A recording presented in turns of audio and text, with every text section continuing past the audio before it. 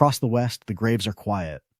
Unmarked mounds and forgotten clearings, lonely stones on windswept hillsides, fenced plots behind decaying churches. Each one belongs to a man or woman who rode for a dream. Each one is a receipt for Dutch van der Linde's promises. Because before Dutch died on that cold mountaintop, his dream killed almost everyone who ever believed in him. This is not just a story of one outlaw gang. It is a story of freedom turned into a cage, of family turned into leverage, of loyalty twisted into a weapon. From its humble beginnings in the rough 1870s to its scattered end in the early 1900s, the van der Linde gang became the living embodiment of a changing America, trapped between the open horizon and the march of civilization. The world was changing. The old ways were dying. Dutch promised a way to outrun both. Across 3 decades, from the first cons Dutch and Hosea ran together to the last stand among the snow and dynamite, the gang's history mirrors the frontier itself. In the beginning, there is an idealistic philosophy, a code that claims to rob the rich and corrupt, to strike back at a rigged system, to build a chosen family out of every lost soul the world throws away. In the end, there is paranoia, betrayal, and bodies left behind in towns whose names fade faster than the blood on their streets. This saga stretches from dusty crossroads in the 1870s to industrial skylines stained with smoke in the early 1900s, from campfires under endless stars to electric lights in St. Denis and Blackwater. Freedom versus civilization, wilderness versus industry, outlaw honor versus systemic corruption. Every choice the gang makes is pinned between those poles. Dutch learns to speak that language fluently, praising loyalty while demanding obedience, preaching family while gambling with lives, invoking justice while sending his own people into the line of fire. Some die early, off-screen, their stories buried in throwaway lines and distant gravestones. Jenny, Davy, Mac, casualties of the Blackwater disaster, the original sin that haunts 1899. Others fall in moments burned into memory. Hosea gunned down as a distraction, Lenny shot on a St. Denis rooftop, Sean sniped mid-sentence in Rhodes after Dutch ignores every warning. How many times does a man die for Dutch before the bullets finally reach him? This is the promise, the entire lore of every gang member who died for Dutch's vision, from the very beginning to the last echo of gunfire. Not just the scenes shown on screen, but the connective tissue hidden in campfire stories, journal entries, and carved names in stone. All of it woven into one continuous, tragic narrative arc. Because the story of the van der Linde gang does not begin with Dutch's death. It begins with the first person who chose to trust him. And to tell it properly, the tale must start long before Blackwater, with 2 men meeting on a dusty road, each one trying to rob the other, and both walking away with a partner instead of a corpse. That partnership becomes the measure of everything that follows. Because this is not just a story of outlaws on the run. It is a story of loyalty and betrayal, of dreams and delusions, of a found family that keeps stepping in front of bullets for a man who promises freedom and delivers graves. This saga will trace, in order, the complete path of every major van der Linde member whose death is bound to Dutch's decisions, his philosophy, or his failures as a leader.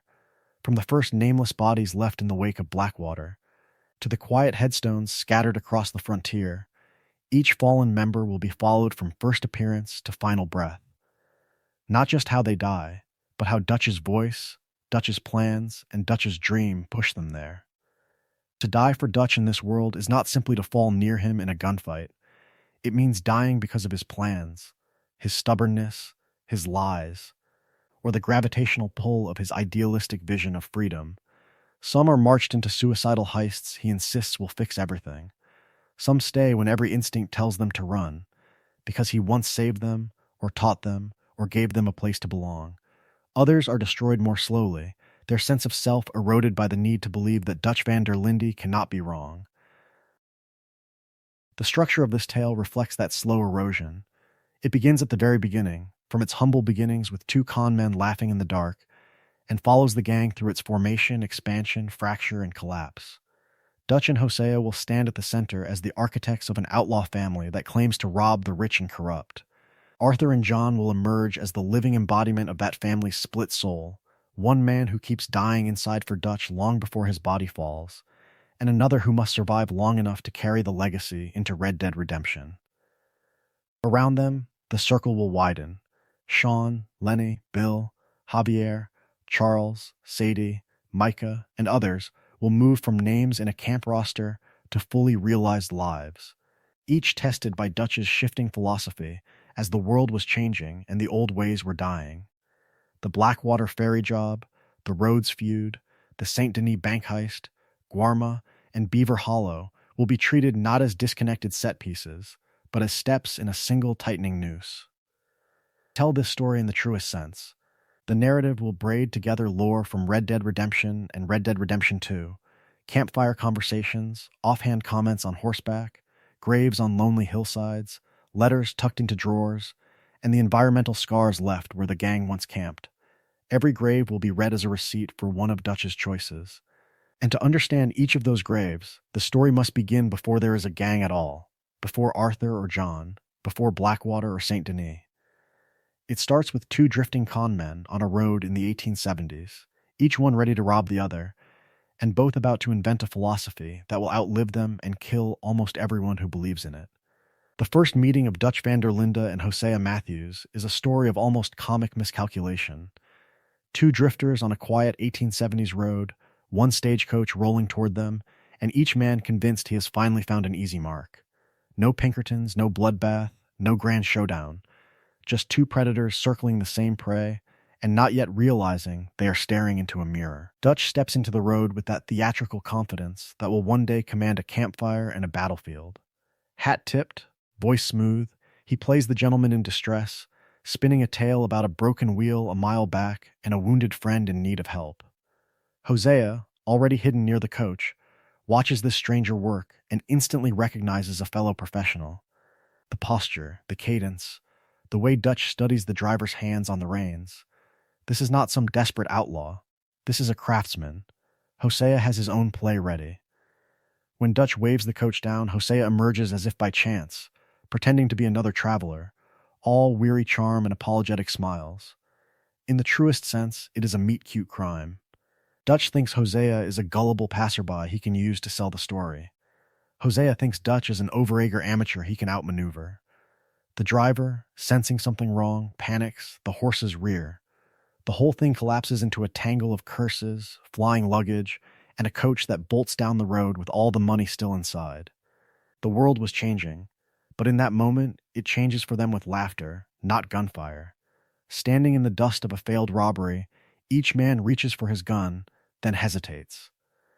There is that tiny beat where this could end the usual way, with two dead outlaws on a nameless road.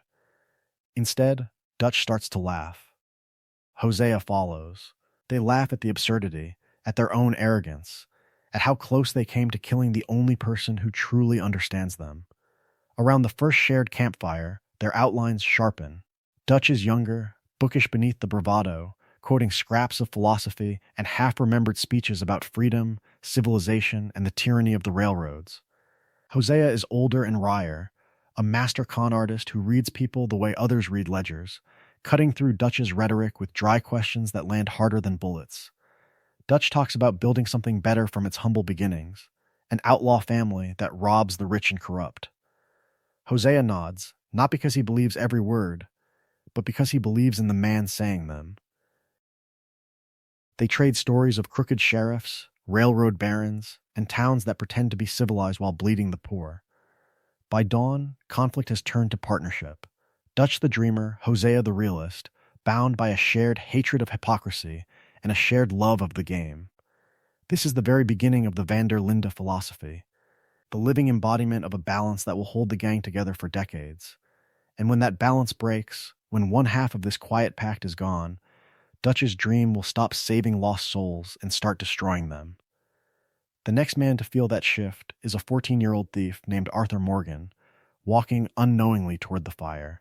Arthur steps toward Dutch's fire because Dutch promises it is not a fire at all, but a light in the darkness. From its humble beginnings, the van der Linde gang is not sold as a criminal enterprise. It is sold as a philosophy, a story of freedom and dignity in a world that is closing its fist. Dutch's stated ideals sound almost noble. He speaks of a life beyond the reach of corrupt government agents and greedy rail barons, beyond banks that own the land and the men who work it. Civilization, in his telling, is a con game played by the powerful, And the only honest answer is to steal from those who stole first. Rob a train owned by a monopoly, rob a bank that funds land grabs, rob the men who write the laws. Crime becomes rebellion, and every robbery is framed as a blow for the common folk who never see a cent. But Dutch does not just offer a cause, he offers a home. In the truest sense, he builds the gang as a traveling experiment in how the world could be different, a camp where race, class, and past sins matter less than loyalty, where a woman who killed her husband, a native warrior, a drunk ex-soldier, and a 14-year-old pickpocket can eat at the same table. He calls them family. He calls the camp their own little world. To the broken, he offers belonging. To the lost soul, he offers a role. To the desperate, he offers purpose. Yet, from the very beginning, the contradictions are there. Dutch preaches freedom, but demands absolute obedience when his plans are questioned. He rails against exploitation, yet he knows exactly which wounds to press when he needs someone to ride into gunfire. He claims to hate senseless killing, but every grand gesture leaves bodies in the dust, lawmen on the tracks, guards in the mud, O'Driscolls hanging from trees. How many dead strangers are written off as the price of staying free? His rhetoric grows almost religious. Dutch quotes writers he half remembers, sprinkles Shakespeare and political theory into campfire speeches, and spins parables about how the old ways were dying under smokestacks and telegraph wires. The gang's life on the road becomes the living embodiment of his gospel. No bosses, no landlords, only the open sky and the gun at the hip. He casts himself, not as a leader hungry for power, but as a prophet of another way to live outside civilization. This is the gospel every future grave in this story pays for. Hosea believes in the dream with clear eyes, Arthur with wounded loyalty, Lenny with idealistic fire, even Micah with venomous flattery. Each one buys into Dutch's beautiful vision of freedom. Each one trusts that this family and this philosophy will save them. In time, every corpse tied to the van der Linde name will stand as a receipt for one of Dutch's promises, a quiet proof that his dream is as deadly as the world he claims to resist. And the first to pay that price, long before Blackwater, will be the children Dutch raises in his image. Those children did not grow up under Dutch alone.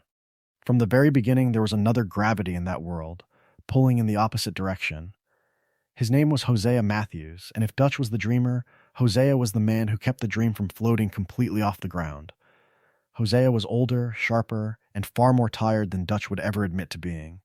He had run cons across the country long before the van der Linde gang had a name, selling snake oil, fake bonds, and impossible investments to men who thought civilization made them too smart to be fooled.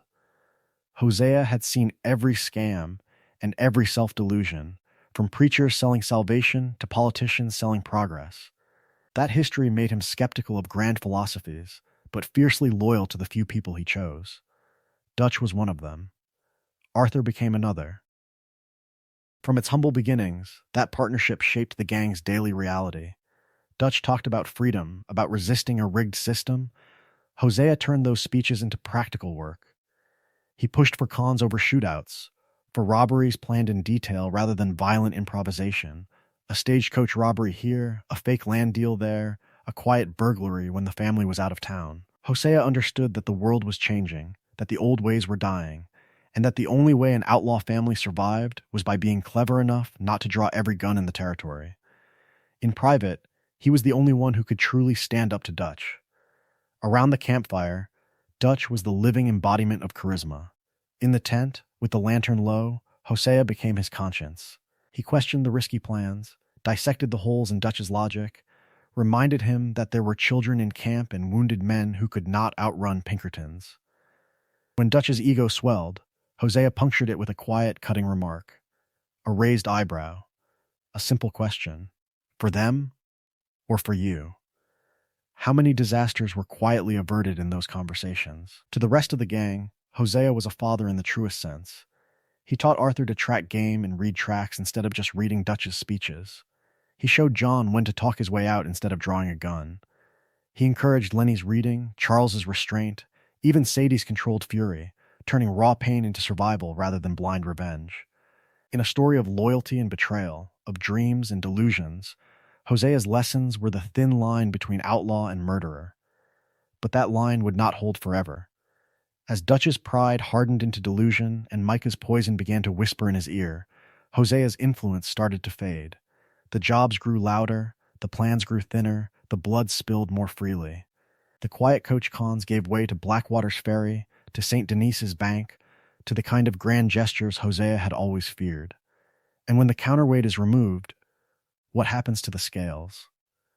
Those who die first for Dutch are often the very souls Hosea once shielded, the proof that without him, Dutch's philosophy will demand payment in lives.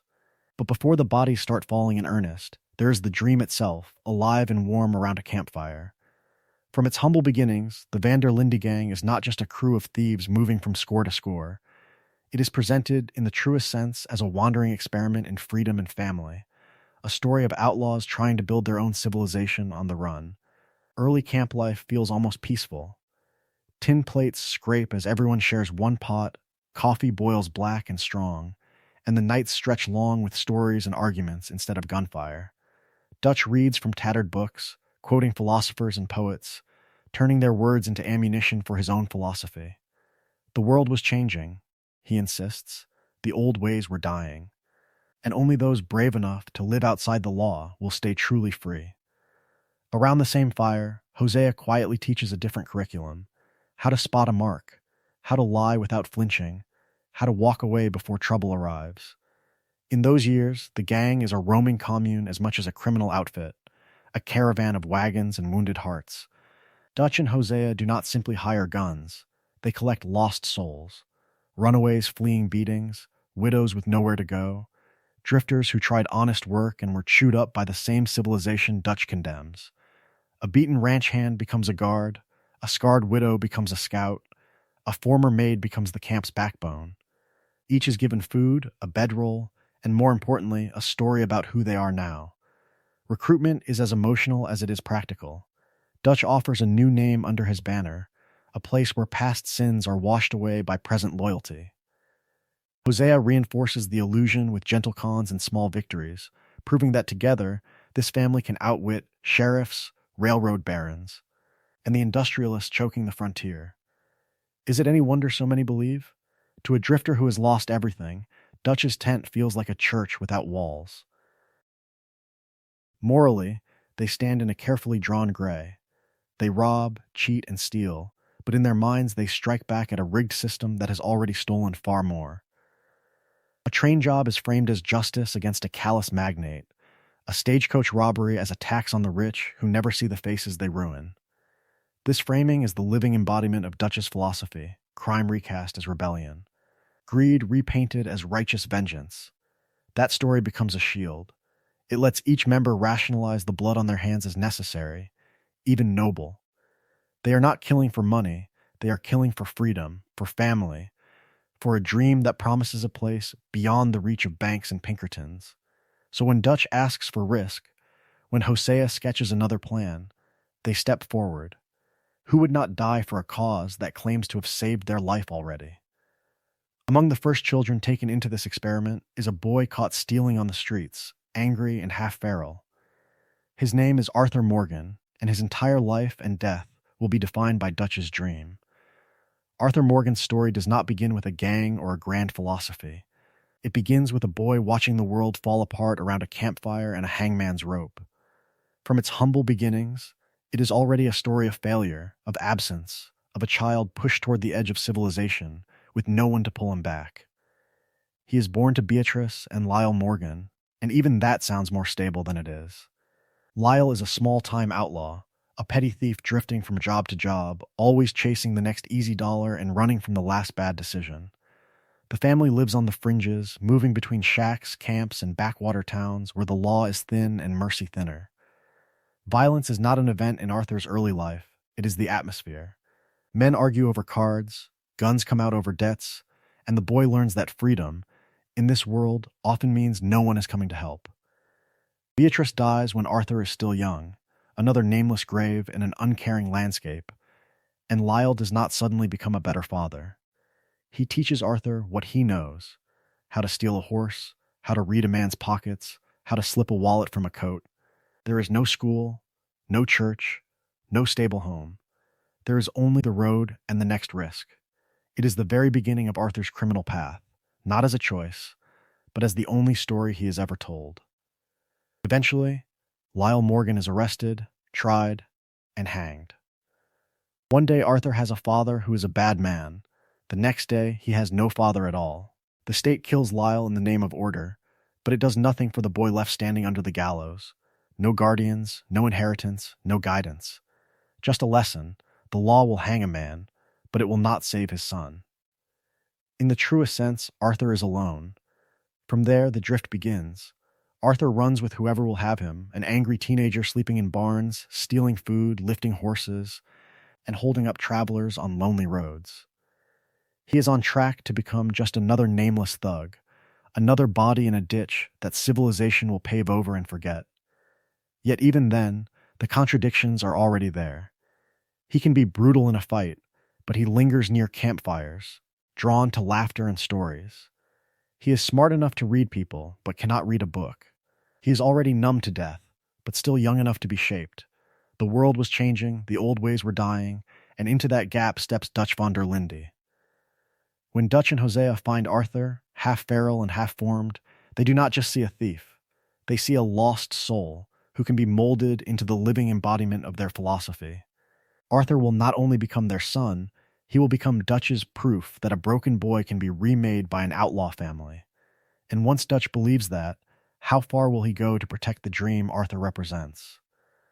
The first real chapter of Arthur Morgan's life as an outlaw begins in a ditch, in the mud, with a gun in his hand and nowhere to run. The world was changing, the old ways were dying, and a 14-year-old boy was about to be swallowed whole by a civilization that had no patience for poor, angry children who stole to survive. Arthur is mid-crime when Dutch and Hosea cross his path. In some tellings, he is robbing a man on the road, in others, fleeing a botched theft with the law at his heels. The details shift, but the image remains: a lanky kid, half feral and half formed, snarling at two strangers who are, in the truest sense, exactly what he is trying to become. There is a flicker of situational irony here. Three thieves in the same place, each thinking they hold the upper hand. Dutch sees the pistol, the posture, the desperation, and behind it all he sees potential. Hosea sees something else: a lost soul who will not live out the week if someone does not teach him how the game is really played. Dutch speaks first. He does not talk to Arthur as a child, but as a man. No scolding, no sermon, no hollow threat. Instead, he offers a story of freedom and family, of a world rigged by the rich and powerful, and of men who refuse to bow to it. He takes Arthur's rage and reframes it as principle, his petty crime as early evidence of a larger calling. Why steal for nothing when those same guns and those same hands could be part of something grander? From its humble beginnings, this is how Dutch sells his philosophy, not as crime, but as resistance. Hosea follows with a different pitch. Where Dutch paints horizons, Hosea talks about nights in jail, men hanged for being careless, and the simple craft of staying alive. He teaches Arthur to read people before reading books, to know when to draw and when to walk away, to pick marks who will not bring a posse down on the entire camp. If Dutch offers dreams, Hosea offers methods. One gives Arthur identity, the other gives him technique. That dual mentorship becomes the spine of Arthur's entire story. Dutch becomes the source of ideas, the living embodiment of an idealistic outlaw code that tells Arthur who he is and what the gang is supposed to stand for. Hosea becomes the quiet counterweight, the man who shows him how to hunt, how to track, how to lie without losing his soul completely. Between them, they build a boy into a weapon and convince him he is a son. And Dutch learns something crucial. As Arthur grows, more disciplined, more loyal, more principled in his own rough way, Dutch holds him up as proof that the philosophy works. If this broken boy can become a righteous outlaw under Dutch's guidance, then the dream must be right, must be real, must be worth any cost. That is the validation loop that will haunt them all. Because once Arthur becomes Dutch's proof, what happens when reality starts to contradict the story? Those questions will not be answered for decades, but the seed is planted here. At the very beginning, a rescued thief, a claimed son, and a gang that believes its own legend long before the bullets start flying. That legend hardens in Arthur's teenage years, when the rescued thief becomes the favored gun. From its humble beginnings as a ragged camp of tents and bedrolls, the gang becomes his entire world, and Dutch becomes more than a boss. He becomes the horizon Arthur orients himself toward. Those early years are a story of training, praise, and carefully managed affection. Arthur learns to ride in all weather, pushed to keep pace with Dutch's long strides and Hosea's quiet competence. He learns to shoot not as a butcher, but as an artisan, one clean shot, one clear message.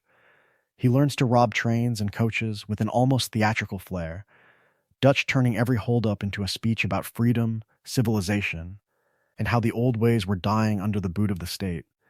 Each successful score ends the same way, Dutch's hand on his shoulder, that low, proud voice. That's my boy. In the truest sense, Dutch discovers that son is the sharpest weapon he owns. He calls Arthur his boy in front of the others, trusts him with the first watch, the last ride, the most dangerous errands. When a job needs a decoy, Arthur rides. When a contact needs intimidating, Arthur goes. Dutch frames this as honor, the living embodiment of the gang's philosophy. The man who does the hard thing so others do not have to. Affection becomes armor, and armor becomes a leash. Arthur, still half a child, absorbs every word. He is not just working for Dutch. He believes he is proof that Dutch's way can take a lost soul and turn him into something better than the hypocrites in their fine suits. When Dutch rails against banks, railroads, and government men, Arthur hears a father defending his family against a hostile civilization. When Hosea raises an eyebrow at some new scheme, Arthur often steps in, defending Dutch with a loyalty that is almost reflex. That loyalty leaves marks long before bullets ever do. When a robbery goes wrong, Arthur takes the blame to keep Pinkertons from sniffing around Dutch. When brutal work is needed, beating information out of someone, cleaning up a corpse, burning a trail behind them, Arthur volunteers, or thinks he does. Each compromise is a small funeral for some part of himself. How many times can a man die inside for another before there is nothing left to bury? By the time the gang settles into its rhythm, Arthur is Dutch's shadow, his enforcer, his conscience on a short chain. But this bond, powerful as it is, will not remain unique. Dutch's dream demands more believers, more sons, more proof, and soon another boy will ride into their lives, a runaway outlaw named John Marston, whose place in Dutch's heart will turn that dream into a fault line and turn Arthur's quiet devotion into something far more dangerous. John Marston does not enter this story as a hero or even as a loyal son. He enters as hunger, as proof that the dream Dutch is building will have to contend not just with innocence, but with a boy who has already watched the world tear itself apart. From the very beginning, John's life is a story of absence and neglect. Born to a Scottish immigrant father drifting through America and a prostitute mother who died when he was still a child, John never really had a home. His father drank himself toward the grave, mumbling half-remembered tales of the old country, while the boy learned that promises were as fragile as glass. When the old man finally died, civilization did not catch John. It swallowed him. He was thrown into the orphanage system of the late 19th century, those grim warehouses where unwanted children were stacked and forgotten. There, beatings replaced guidance, and sermons replaced love. The lesson was simple and brutal. Trust meant vulnerability, and vulnerability meant pain. In the truest sense, the institution taught him that freedom was not a right, but something stolen in the dark by those willing to claw for it. John ran. He slipped out between walls and rules, choosing the road over the cage. What followed was not romance, but starvation. He survived through petty theft and quick violence, robbing travelers who were often barely better off than he was. It is almost a cruel joke of fate that when Dutch finally meets John, it is during an attempted robbery, two outlaws both reaching for the same purse and the same gun. One sees a mark, the other sees a mirror. To Dutch, this half-starved teenager is another lost soul to save, another chance to prove that his philosophy can turn broken boys into the living embodiment of resistance. He recognizes in John the same raw potential he once saw in Arthur: courage, intelligence, and instinct for survival. But there is something else as well, something Arthur never had at that age: a deep, cold cynicism. Born from institutions and alleys that taught John the world was changing and the old ways were dying, without ever making room for him. Dutch repeats his favorite miracle. He offers John not just food and shelter, but a story. that he is no mere thief, but a soldier in a noble war against a corrupt world. The gang becomes his family, the campfire their fragile civilization, each robbery framed as righteous defiance instead of simple crime. Who would not want to believe that? Arthur does. Arthur leans into belief and gratitude, giving Dutch his loyalty almost without condition. John does not. Even as he rides with the gang, even as he laughs and bleeds beside them, a part of him stays coiled, watching. He has been abandoned by fathers and systems before. He will follow Dutch. He will fight for Dutch. But some quiet part of him never stops asking a dangerous question. What happens when this father fails too? That question will haunt everything that comes next. That question does not just haunt John. It divides the camp long before anyone can name the fracture. From the very beginning, Dutch has an answer ready in the form of Arthur Morgan. Arthur is the established son, the one raised in the gang's shadow, the living embodiment of Dutch's philosophy. Dutch taught him to read, to argue, to believe that their crimes are rebellion, and that their family is sacred. Arthur takes those lessons as scripture. When Dutch speaks around the fire, Arthur does not just listen. He absorbs, repeats, enforces. John Marston walks into that world as an interruption. He is younger, sharper at the edges, a boy who has already seen how fathers disappear and promises rot. From its humble beginnings, his relationship with Dutch is not worship but negotiation. John rides along, pulls his weight, laughs with the others. Yet when Dutch launches into another speech about freedom and civilization, John's eyes drift, his jaw tightens. He hears the poetry, but he also hears the gaps. The contrast between them becomes a story of two futures competing in the same campfire light. Arthur is eager to please, volunteering for the hardest jobs, repeating Dutch's words about loyalty and destiny as if they are his own. John pushes boundaries, shows up late, questions the wisdom of certain plans, and tests how far this supposed family will bend before it breaks. When Dutch calls a risky job necessary for the dream, Arthur nods. John asks, out loud or under his breath, necessary for who? Dutch, consciously or not, plays them off one another. In front of John, he praises Arthur's loyalty, his steadiness, his refusal to doubt. In front of Arthur, he praises John's independence, his fire, his refusal to bow to civilization. It is a neat trick for a leader who thrives on being needed from both directions, but it plants a quiet rivalry. Two sons, each told he is special for being exactly what the other is not. Over time, that difference hardens into judgment. Arthur sees John's skepticism as ingratitude, a failure to appreciate the man who dragged them out of the gutter and gave them a family in the truest sense. John sees Arthur's devotion as naivety, even delusion, a refusal to admit that the world was changing while Dutch clings to old speeches and older grudges. Arthur believes they owe Dutch everything. John wonders what Dutch actually owes them in return. Those questions will not stay theoretical.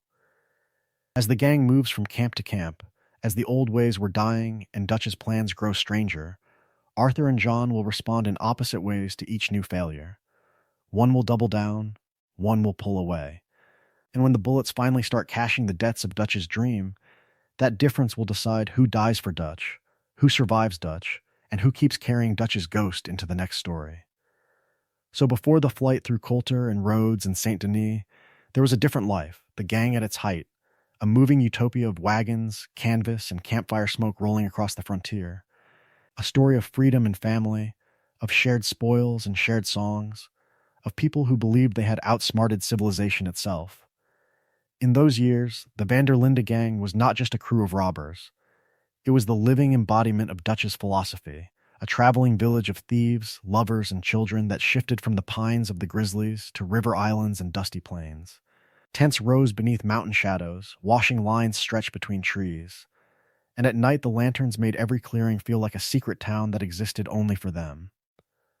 The world was changing, the old ways were dying, but in these pockets of wilderness Dutch told them they were keeping something pure alive. Their work fed the dream. Trains were scoped for weeks, Hosea riding ahead to learn schedules and guards, Dutch pacing the firelight and turning logistics into poetry. Stagecoaches were taken on lonely roads, with Arthur and Bill riding flank and Javier's rifle waiting on a ridge. There were elaborate cons where Hosea pretended to be a respectable businessman or a feeble old man, only for Dutch to arrive as the outraged partner, both men robbing a Mark who never quite understood what had happened.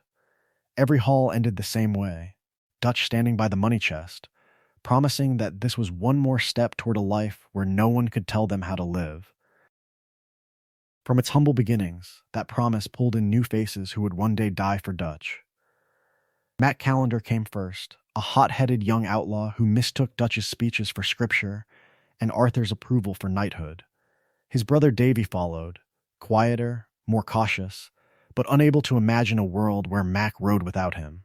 Jenny Kirk, a runaway drifting between mining towns, found the camp when she was half-starved and half ready to give up. Susan put a bowl in her hands, Dutch put a philosophy in her head. In the truest sense, each one was a lost soul given a role, a story, and a family name, van der Linde. With every successful job, their confidence swelled. They robbed rail barons and stage lines, fleeced oilmen and gamblers, and each escape seemed to prove Dutch right. The law was slow, the rich were soft, and the gang was smarter than both. Pinkertons were a rumor, civilization a distant storm. Around the fires, Dutch spoke of Tahiti, of a land beyond the reach of banks and bullets. And no one asked how a man who could not stay in one state would suddenly settle on an island. Why question a dream that kept paying out? Then the pattern shatters. Cut from a warm camp where Jenny laughs at a bad joke and Davy cleans his revolver, to a different image, a blood-stained cliffside above Blackwater, wind howling over scattered bodies. The first great rupture where Dutch's dream finally demands a real, permanent price. That cliff above Blackwater is more than a crime scene. It is a border. On one side stands Dutch's dream of freedom.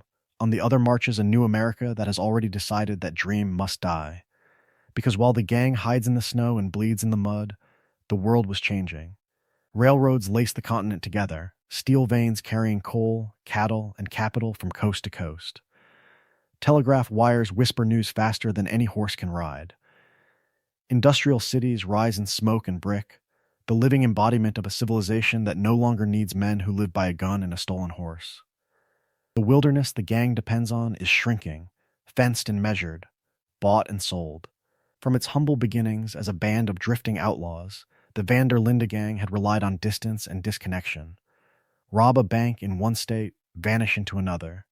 Hit a train where the law is slow and the tracks run through nowhere. But by 1899, there is no true nowhere. A telegram can cross 3 territories in the time it takes Arthur to saddle a horse. A rail line can deliver deputy marshals to a frontier town overnight. The old ways were dying, quietly at first, then all at once. Into that tightening net steps a new kind of enemy. Not a rival gang, not a vengeful rancher, but an institution. The Pinkerton National Detective Agency arrives as the pointed edge of this modern world, armed not only with rifles, but with records, informants, and federal contracts. Milton and Ross do not care about honor or codes. They care about results, about turning Dutch's philosophy into a case file. They follow the gang across state lines because borders no longer protect outlaws when the railroad ignores them. Banks, trains, and towns harden in response. Safes grow thicker, guards more numerous, rewards higher. The St. Denis Bank is not a sleepy frontier vault. It is a fortress wired into the rest of the country, its ledgers and telegraphs ensuring that any disturbance echoes far beyond one city block. Even backwater depots get Pinkerton circulars and wanted posters. Every robbery now sends ripples through a connected world that remembers, records, and retaliates. Yet Dutch refuses to see it. In the truest sense, he becomes the last believer in his own legend. He insists that nothing essential has changed, that civilization is just another bully to be outwitted. One last train, one last bank, one last big score, the refrain becomes a prayer against the encroaching rails and wires. To question it is to betray the family, to admit that the story he has told from the very beginning no longer fits the world around them. And so every member who dies for Dutch is not only dying for a man, but for a past that no longer exists. Each body on a cliffside or a city street is a lost soul sacrificed to a dream progress has already condemned. The tragedy is not just that they fall, but that the world has moved on before they ever hit the ground. The next time Dutch promises that one last job will fix everything, The question is no longer whether the plan will work, but how many more graves that promise will require. That promise had to start somewhere. Before St. Denis, before Guarma, before Beaver Hollow, there was Blackwater, the original sin the game never fully shows, but whose shadow falls over every campfire that follows. On paper, it was simple. A ferry job in a growing town on the edge of civilization, a last great robbery before the world closed in. Dutch sold it as the big score, the one that would finally buy freedom, land, and safety for the entire family. Hosea, ever cautious, questioned the wisdom of robbing a boat in a place crawling with law, but Dutch's philosophy had hardened. The world was changing, the old ways were dying, and he refused to fade quietly into someone else's order. From its humble beginnings, the gang had robbed stagecoaches and banks, but this was different. Blackwater was modern, prosperous, the living embodiment of the new America pressing in on the outlaw dream. Dutch convinced himself that striking there was not just profitable, but symbolic, a story of defiance against a civilization that branded them obsolete. Hosea saw risk, Dutch saw destiny. Then, off-screen, everything went wrong. The ferry was more heavily guarded than expected. Pinkertons were waiting or arrived almost immediately, backed by local law and hired guns. What was meant to be a quick, surgical robbery turned into chaos on the docks, gunfire in the dark, civilians screaming, the gang scattered between the boat and the shoreline with bags of money and no clear escape. In the confusion, Dutch grabbed a young woman as a shield. When the law pressed in, he made a choice that shattered the illusion of his code. He shot her. Not in the heat of a duel, not as a tragic accident, but as a deliberate act to clear a path. That moment is never fully seen, yet it hangs over every conversation that follows. The idealistic leader who once spoke of rules and honor had crossed a line in the truest sense, and everyone who heard about it had to decide what that meant. Was this still a family, or had they become something uglier without admitting it? The cost was immediate. Davy Callender was mortally wounded and abandoned to die in the snow soon after. His brother Mac was left behind in Blackwater, hunted down and executed off-screen. Jenny Kirk, one of the earliest members, never made it out of the escape. She fell somewhere between the docks and the mountains, another lost soul buried in a job the player never witnesses. These unseen bodies are the first clear corpses stacked directly under Dutch's dream. They trusted his rhetoric about one last score, one final act that would buy them a place beyond the reach of civilization, and they paid with their lives, off camera, without even the dignity of a heroic last stand. As the survivors ride north into the blizzard, half-starved, frozen, and hunted, Dutch's dream is already bleeding out in the snow. He will not admit it. He cannot. And before he finally faces what began on that ferry in Blackwater, more loyal men and women will follow Davy, Mac, and Jenny into the dark. The ride into the Grizzlies is not a triumphant escape. It is a funeral procession that refuses to admit it is one. Snow claws at faces, wind tears the words out of mouths, and every hoofbeat feels heavier than the last, as if the mountains themselves are trying to drag the gang down and bury Dutch's dream beside Davy in the drifts. Up at Coulter, survival becomes the only philosophy that matters. The cabins are half rotten and half frozen, the firewood damp, the food nearly gone. Men cough in their bedrolls, women wrap blankets around shivering children, and the horses stand with their heads low, ribs showing under wet coats. This is the living embodiment of a story of freedom colliding with the reality of winter and failure. The world was changing. The old ways were dying. And in that cramped dim light, those grand speeches about civilization and rebellion suddenly feel very far away. Arthur moves through this world as Dutch's right hand and silent witness. He hauls carcasses, checks on the wounded, rides out into white nothing to search for the missing. Davy dies gasping in the snow, bleeding into Arthur's hands before there is even time to say a proper goodbye. Jenny never makes it out of Blackwater. Mac is simply gone, swallowed by distance and rumor. For a man raised in this gang from its humble beginnings, that absence is louder than the storm. How many names can disappear before the dream itself begins to feel hollow? Yet Arthur's loyalty holds, at least on the surface. Dutch and Hosea took in a lost soul and made him family. That history does not vanish in a single disaster. When Dutch says, "Trust me," Arthur does. But trust does not stop the questions forming in the back of his mind, questions that grow colder every time Dutch dodges the truth. What really happened on that ferry? Why were the Pinkertons waiting? Why are the dead piling up while the man who led them there refuses to look back? Dutch's answer is not reflection, it is defiance. Around the campfire, breath steaming in the air, he blames the Pinkertons, the government, the march of civilization, anything and everything except his own choices. He insists they will rebuild, that this is only a setback, that Davy and Jenny died free, and that Mac is surely out there fighting the good fight. In the truest sense, he doubles down on the story rather than the reality. The dream cannot be wrong, only the world can. Some listen with shining eyes, clinging to those words because the alternative is unbearable. Others, Arthur among them, listen in silence. The speeches still move them, but now they carry a new weight, the knowledge that Dutch's plans are not just daring, but lethal. This is the moment when faith begins to hairline crack, even if no one dares name it betrayal. Then, a cut. The snowbound camp, the howling wind, the flicker of dying fires, gone. In their place, a warm, crowded saloon in Valentine.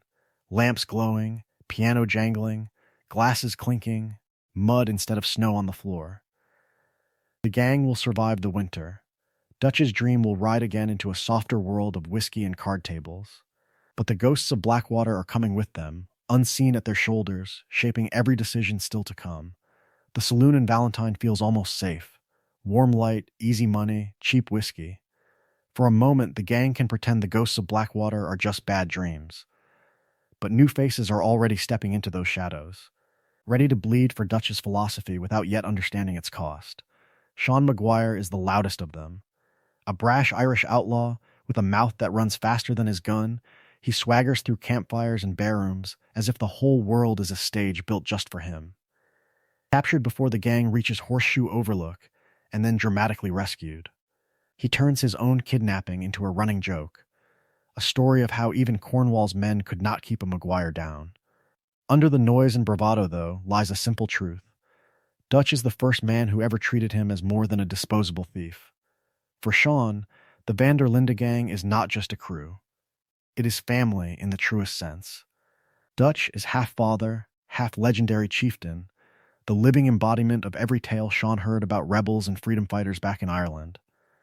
Dutch indulges his antics, laughs at his stories, and holds him up as proof that their way of life can still attract the young and fearless. To Dutch, Sean's recklessness is not a warning sign. It is a badge of honor. Lenny Summers stands in sharp contrast. Where Sean is noise, Lenny is thought.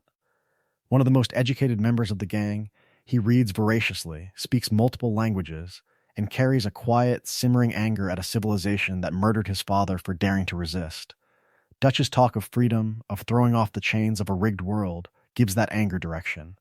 It promises that his pain is not random, but part of a larger struggle. Around the campfire, Dutch points to Sean and Lenny as proof that his dream still lives. Look at them, young, idealistic, loyal. From its humble beginnings with Arthur and John to this new generation, the gang appears to be a story of renewal, not decay. If boys who can read the future in books and boys who only know the gun both choose the outlaw trail under Dutch's banner, then surely the old ways were not dying. Surely the world was changing in their favor, not against them. Arthur feels that pull as well. To him, Sean and Lenny are little brothers, rough around the edges but worth protecting. He drinks with Sean and Valentine, stumbles through that chaotic, drunken night where identities blur and laughter drowns out the past. He rides with Lenny on quiet jobs, hears him speak thoughtfully about justice, about what freedom might mean beyond robbery and revenge. In those moments, Arthur glimpses what the gang might have been if Dutch's dreams had not curdled into delusions. Their loyalty deepens Arthur's own conflict. How can he abandon Dutch when boys who still believe are standing beside him? How can he ignore the philosophy that gave Lenny a purpose and gave Sean a family? Yet the same devotion that makes them inspiring makes their fate inevitable. Dutch will use their faith as evidence that he is right, even as the world closes in and civilization sharpens its teeth. Both Sean and Lenny will die for that refusal. Sean will fall first, cut down in an ambush Dutch should have anticipated. Lenny will follow in the smoke of Saint Denis, Lost in a maze Dutch insisted they could beat. Their graves will not just mark 2 more bodies on the trail, they will mark the point of no return, the moment Dutch's dream stops being a banner and becomes a curse no one can outrun. For a moment, the curse seems to lift. After the frozen misery of Coulter and the hungry uncertainty of Horseshoe Overlook, the Valentine era feels almost like a second beginning, as if the gang has stepped back into an earlier chapter of its own story and found the pages unwritten again. Around the muddy streets and red buildings of Valentine, the Van der Linde gang rediscovers something close to normal life. There is more food on the tables, more coin in the donation box, more laughter around the campfire. Jobs come steadily, coach holdups on dusty roads, small-town bank jobs, rescues that end with bruises and jokes instead of funerals. Dutch walks through camp in the truest sense as the old charismatic leader again, coat flaring, voice smooth. Philosophy polished until it sounds almost idealistic once more. There are nights when the gang spills into the saloon, turning bar fights into something nearly theatrical. Arthur and Lenny vanish into a haze of whiskey and bad decisions, 2 outlaws briefly forgetting that the world was changing beyond those swinging doors. Charles brings in game that feeds everyone. Javier plays music. For a little while, it feels as if the family has outrun Blackwater, outrun Cornwall, outrun the very beginning of its own downfall. Yet beneath the laughter, the fractures are already there. John is often absent, riding off on his own, simmering with resentment over how Dutch treated him after Blackwater. When he returns, there are sharp words. Questions about loyalty that cut deeper because they are spoken in front of the others. Is John still Dutch's prodigal son, or already a problem to be managed? Arthur watches, saying little, carrying the memory of the ferry disaster, of Jenny and Davy and Mac, the invisible dead who never get mentioned when Dutch boasts about the gang's future. Hosea feels it too. The old conman, who once believed this was a story of clever robberies and careful escapes, sees Dutch's appetite shifting. The jobs are getting bigger, the risks heavier, the talk grander. He urges caution, proposes quieter scores, even toys with the thought of leaving this life behind for good. But the old ways were dying, and Dutch will not let them go. Instead, Dutch brushes every concern aside with speeches about destiny and freedom, about civilization closing in and family needing to stand together or fall alone. He turns shared trauma into fuel, reminding them of the Pinkertons of Blackwater, of every betrayal they have survived. Doubt becomes disloyalty, caution becomes cowardice. Under that pressure, even Hosea steps back, hoping Dutch will steady himself once the gang is truly safe. But safety is never the goal. Glory is.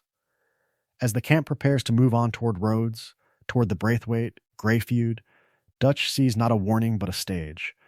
New families to play against each other, new fortunes to seize, new chances to prove his philosophy to a world that refuses to listen. The Valentine days will be remembered as the last time the gang could pretend it was whole. In Rhodes, the pretending will end, and the body count will begin to rise for real. Rhodes is where Dutch stops running from disaster and starts trying to conduct it. To him, the Braithwaite, Gray feud is not a warning from the very beginning, but an invitation. 2 proud, decaying dynasties, clinging to the old ways while the world was changing around them. To a man who has always raged against civilization and its hypocrisies, they are the living embodiment of everything he claims to hate, and everything he believes he can exploit. On paper, it is perfect. The Greys control the law, the Braithwaites control the land. Both control money they did not earn and power they no longer deserve. Dutch sees a story of arrogance and rot, of families that once owned the world and now can barely hold on to their own fences. If he can bleed both sides, play the gentleman outlaw among southern ruins, he can fund the gang's escape and humiliate a social order he has always called a lie. At least, that is the philosophy he sells around the campfire. In practice, Rhodes becomes a chessboard. Dutch moves men and women as pieces, not people, drifting between Braithwaite Manor and the Gray Plantation with a smile that grows a little too confident each time. He relishes the irony of drinking with sheriffs he plans to rob and flattering planters he intends to ruin. Hosea, watching from the porch with those tired, knowing eyes, feels the ground shifting. He warns Dutch that this is not a simple con, that the old ways were dying here in blood, not in speeches, and that stepping between these houses is stepping into a graveyard. Dutch hears him. Dutch ignores him. The thrill is too strong. For a man who once robbed trains for food, from its humble beginnings in backwater towns, the chance to outwit old money and the law in one stroke is intoxicating. Ambushes on country roads, strange silences in Braithwaite halls, the way the Greys look at the gang with a hatred they barely bother to hide, each is brushed aside as the cost of doing business. He has beaten worse enemies before, he insists. He will beat these. And the younger ones believe him. Sean Maguire, loud and laughing, treats Rhodes as another adventure, another chapter in the dream of freedom Dutch has promised since the first campfire. Lenny Summers, sharp and educated, trusts that this is strategy, not recklessness, that the man who quotes philosophy and preaches loyalty would not gamble their lives on a whim. To them, Dutch is still the general who cannot lose. Cut, the noise of the camps and the grand speeches falls away. A quiet, sunlit road winds through Lemoyne, dust drifting in the heat, birds cutting lazy circles above the fields. Sean rides at the front, joking, relaxed, unaware that rifles are already trained on his chest.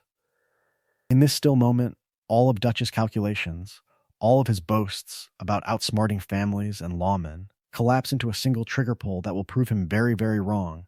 The shot ends him before the joke on his lips can even turn into sound.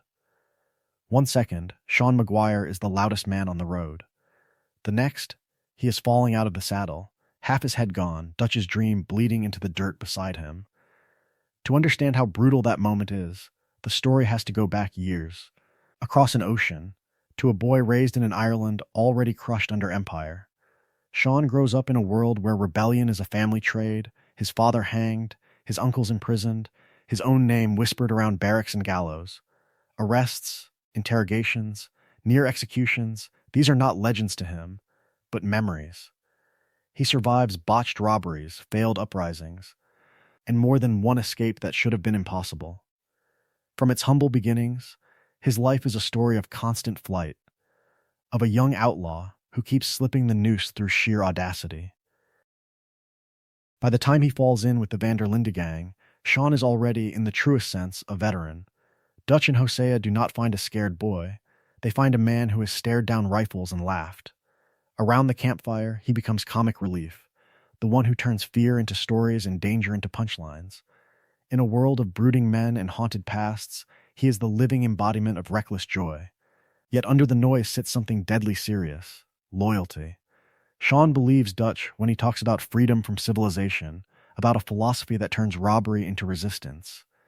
If Dutch needs a distraction, a scout, a man to walk into the lion's den, Sean volunteers. Every time.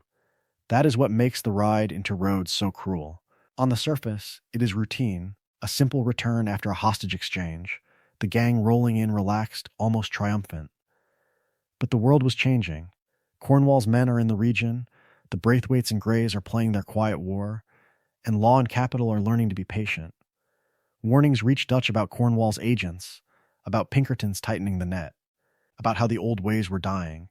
Dutch waves them off. He insists on a public entrance, on swagger over subtlety, as if bravado alone can hold back modern rifles. Sean rides at the front because Dutch's way has always worked before. Why doubt it now? The sniper's bullet answers that question with terrible finality. There is no duel, no standoff, no chance for a fearless fighter to prove himself. Just a hidden gunman, a distant scope, and a body in the street. It is a story of loyalty and betrayal, of dreams and delusions, condensed into a single crack of gunfire. Sean dies for Dutch in the most literal way possible, placed in harm's way by a leader who refuses to adapt, and killed because he trusts that leader's confidence more than his own survival instincts. His death marks a pivot point, a quiet announcement that the gang's enemies are now organized, disciplined, and invisible, while Dutch is still acting as if charisma can outdraw a telescope sight. From this moment on, every ride into town carries Sean's ghost beside it, and every new plan exposes how badly Dutch has misread the changing world. Sean's death hits the camp like a shot that never stops echoing. 1 second he is laughing on the wagon, the living embodiment of the gang's reckless confidence, and the next he is face down in the mud with half his skull gone. The casual brutality of it, the way the shooter never even shows his face, sends a colder message than any speech from Dutch or Cornwall ever could. Around the fire, the reaction is stunned and uneven. Karen drinks until her hands stop shaking. Bill paces, cursing roads, cursing the Greys, cursing the whole world, but never quite daring to curse Dutch. Tilly and Mary Beth move in quiet circles, tending to the women, trying to keep the camp from splintering. Even hardened outlaws who faced the blizzard at Coulter and the bullets at Blackwater look smaller now, glancing toward the tree line as if another invisible rifle might already be trained on them. If someone as tough and lucky as Sean can be erased in an instant, what does that say about the rest of them? Arthur feels it deeper than most. To him, Sean's death is not just another body. It is a crack running straight through the story Dutch has been telling since the very beginning. Anger comes first, hot and directionless, because there is no duel, no chance to draw, no grandstand. Just a boy gunned down in a town he was told was safe enough for a celebration. Then comes the guilt. Arthur was there. Arthur was supposed to see trouble coming. A man raised from its humble beginnings on Dutch's promise that he always has a plan now watches that promise bleed out on the street. In that moment, Arthur starts to notice the gap between Dutch's philosophy and the reality closing in around them. The world was changing, the old ways were dying, and yet Dutch still talks as if charm and fire can bend civilization out of the way. Sean's grave becomes, in Arthur's mind, a question mark carved into the earth. How many more are going to be planted to keep this dream alive? Dutch, however, refuses the question. At the funeral, he steps forward, voice steady, coat immaculate, every inch the prophet of freedom addressing his weary flock. He speaks of sacrifice, of the price of their ideals, of enemies in fine suits who fear men who will not bow. He calls Sean a martyr in the truest sense, a brave son of the gang who died so the rest might live free. He promises revenge, promises that roads will burn, that the Greys and Braithwaites will pay, that Sean's blood will buy them a future. What he does not mention is miscalculation. He does not admit that he led them into a feud he barely understood, that his need to prove himself smarter than every rich family in the South put Sean in that street. By turning the boy's death into a rallying cry, Dutch performs a quiet act of betrayal. Sean's grave becomes a receipt, proof that Dutch's words can spend lives as easily as they spend bullets, and that every loss will be repackaged as fuel to push the gang harder into danger. Some listen and feel comforted, others listen and feel a chill. Arthur stands near the back, watching Dutch's eyes, hearing the rhythm more than the meaning, realizing that grief in this camp is never allowed to be just grief. It must always be turned into momentum. A story of loyalty and betrayal, of dreams and delusions, is being written right under their boots, and each mound of fresh dirt is another signature. If a loud, reckless survivor like Sean can vanish between one joke and the next, rattling the camp to its core, what will happen when Dutch points that same righteous fury at St. Denis and leads one of the gang's brightest minds, Lenny Summers, into a slaughter he personally designs? Lenny Summers walks into the story already marked by the world's cruelty, a young black man in a country that has outlawed his freedom on paper and in practice. Before he ever hears Dutch speak about civilization and corruption, he watches his own father dragged from a home and lynched by racists who will never see a jail cell. That is the very beginning for Lenny, a noose, a mob, and a system that calls itself lawful while it murders his family. From that night on, Lenny's life is a story of rage looking for a direction. He runs, he steals, he survives, but he refuses to let his mind rot. He teaches himself, reads whatever he can get his hands on, and becomes one of the most educated people in the gang long before he is officially one of them. He speaks multiple languages, pores over books, and thinks in terms of ideas and systems, not just bullets and coin. In a world where the old ways were dying and new forms of oppression were rising, Lenny wants more than revenge. He wants meaning. So when Dutch van der Linde finds him, hunted and alone, the meeting feels inevitable. Dutch's philosophy about freedom, about fighting the corruption of civilization, is exactly the language Lenny has been waiting to hear. Dutch rails against the same system that killed Lenny's father. He quotes books, talks about history, paints their outlaw life as resistance instead of mere crime. For a sharp, idealistic mind, this is not just a gang leader, this is a teacher. In the truest sense, Dutch becomes the living embodiment of every book Lenny ever loved. Inside the camp, Lenny quickly proves he is more than a student. He is a quick thinker in robberies, a calm voice in planning, and a deadly accurate shot when the guns come out. To him, the van der Linde gang is not only family, it is a vehicle for justice, a way to strike back at the racist, oppressive structures that tore his life apart. When he rides into Rhodes, into Saint Denis, into battle after battle, he does not see himself as a bandit chasing coin. He sees himself as part of a cause. That is why his bond with Arthur Morgan matters so much. Arthur, the aging enforcer, and Lenny, the brilliant young believer, share moments that cut through the gang's grand speeches. Their drunken night in Valentine, stumbling through the saloon, losing each other in a haze of laughter and mistaken identities, is funny on the surface and heartbreaking underneath. Two men who have killed and bled for Dutch end up wrestling in mud and hugging strangers, briefly tasting a world where they are just friends, not soldiers. How many futures are buried in that hangover? All of it leads towards Saint Denis. Dutch promises that this glittering city, this symbol of modern civilization, will be where the gang finally scores enough to buy true freedom. For Lenny, who has believed every word, the bank job is supposed to be the proof that the philosophy was real. Instead, Dutch's grand design collapses into chaos, Hosea is executed, Pinkertons swarm, and in the smoke and screaming, Lenny Summers, the scholar outlaw, is cut down on a rooftop as he tries to escape the slaughter Dutch insisted on. His reward for loyalty is not justice, not redemption, not even a chance to grow old. It is a bullet, and a body left behind in a city that never knew his name. And as the survivors scatter into the night, Dutch's dream has claimed another true believer, clearing the stage for the next doomed promise. Saint Denis is where Dutch van der Linde finally steps onto the kind of stage he always imagined he deserved. A city of smoke and steel, of clanging trolleys and electric lights, it is the living embodiment of everything he claims to despise about civilization, and yet the place he chooses for his grandest performance. The world was changing. The old ways were dying, not out on some lonely plain, but in these choking streets where factories belched progress into the sky, and men in suits made fortunes without ever touching a gun. To Dutch, Saint Denis is not just a city, it is an insult. Every brick, every billboard, every telephone wire seems to mock his philosophy of freedom, his belief that the outlaw can still carve out a place beyond the reach of the state. So the bank at the heart of Saint Denis becomes an obsession. Dutch convinces himself that robbing it is more than a job.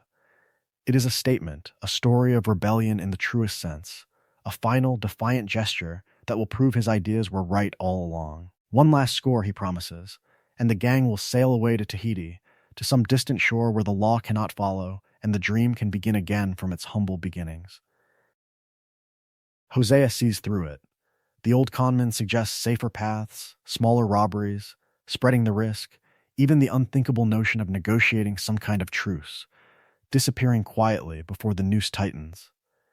He speaks of family, of survival, of knowing when the game is over. But his voice is fading in Dutch's counsel.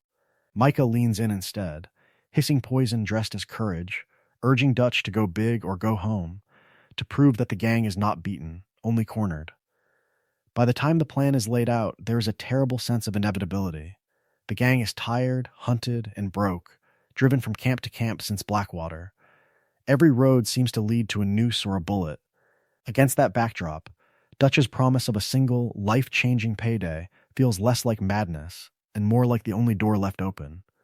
Who would not follow the man who has always found a way out before?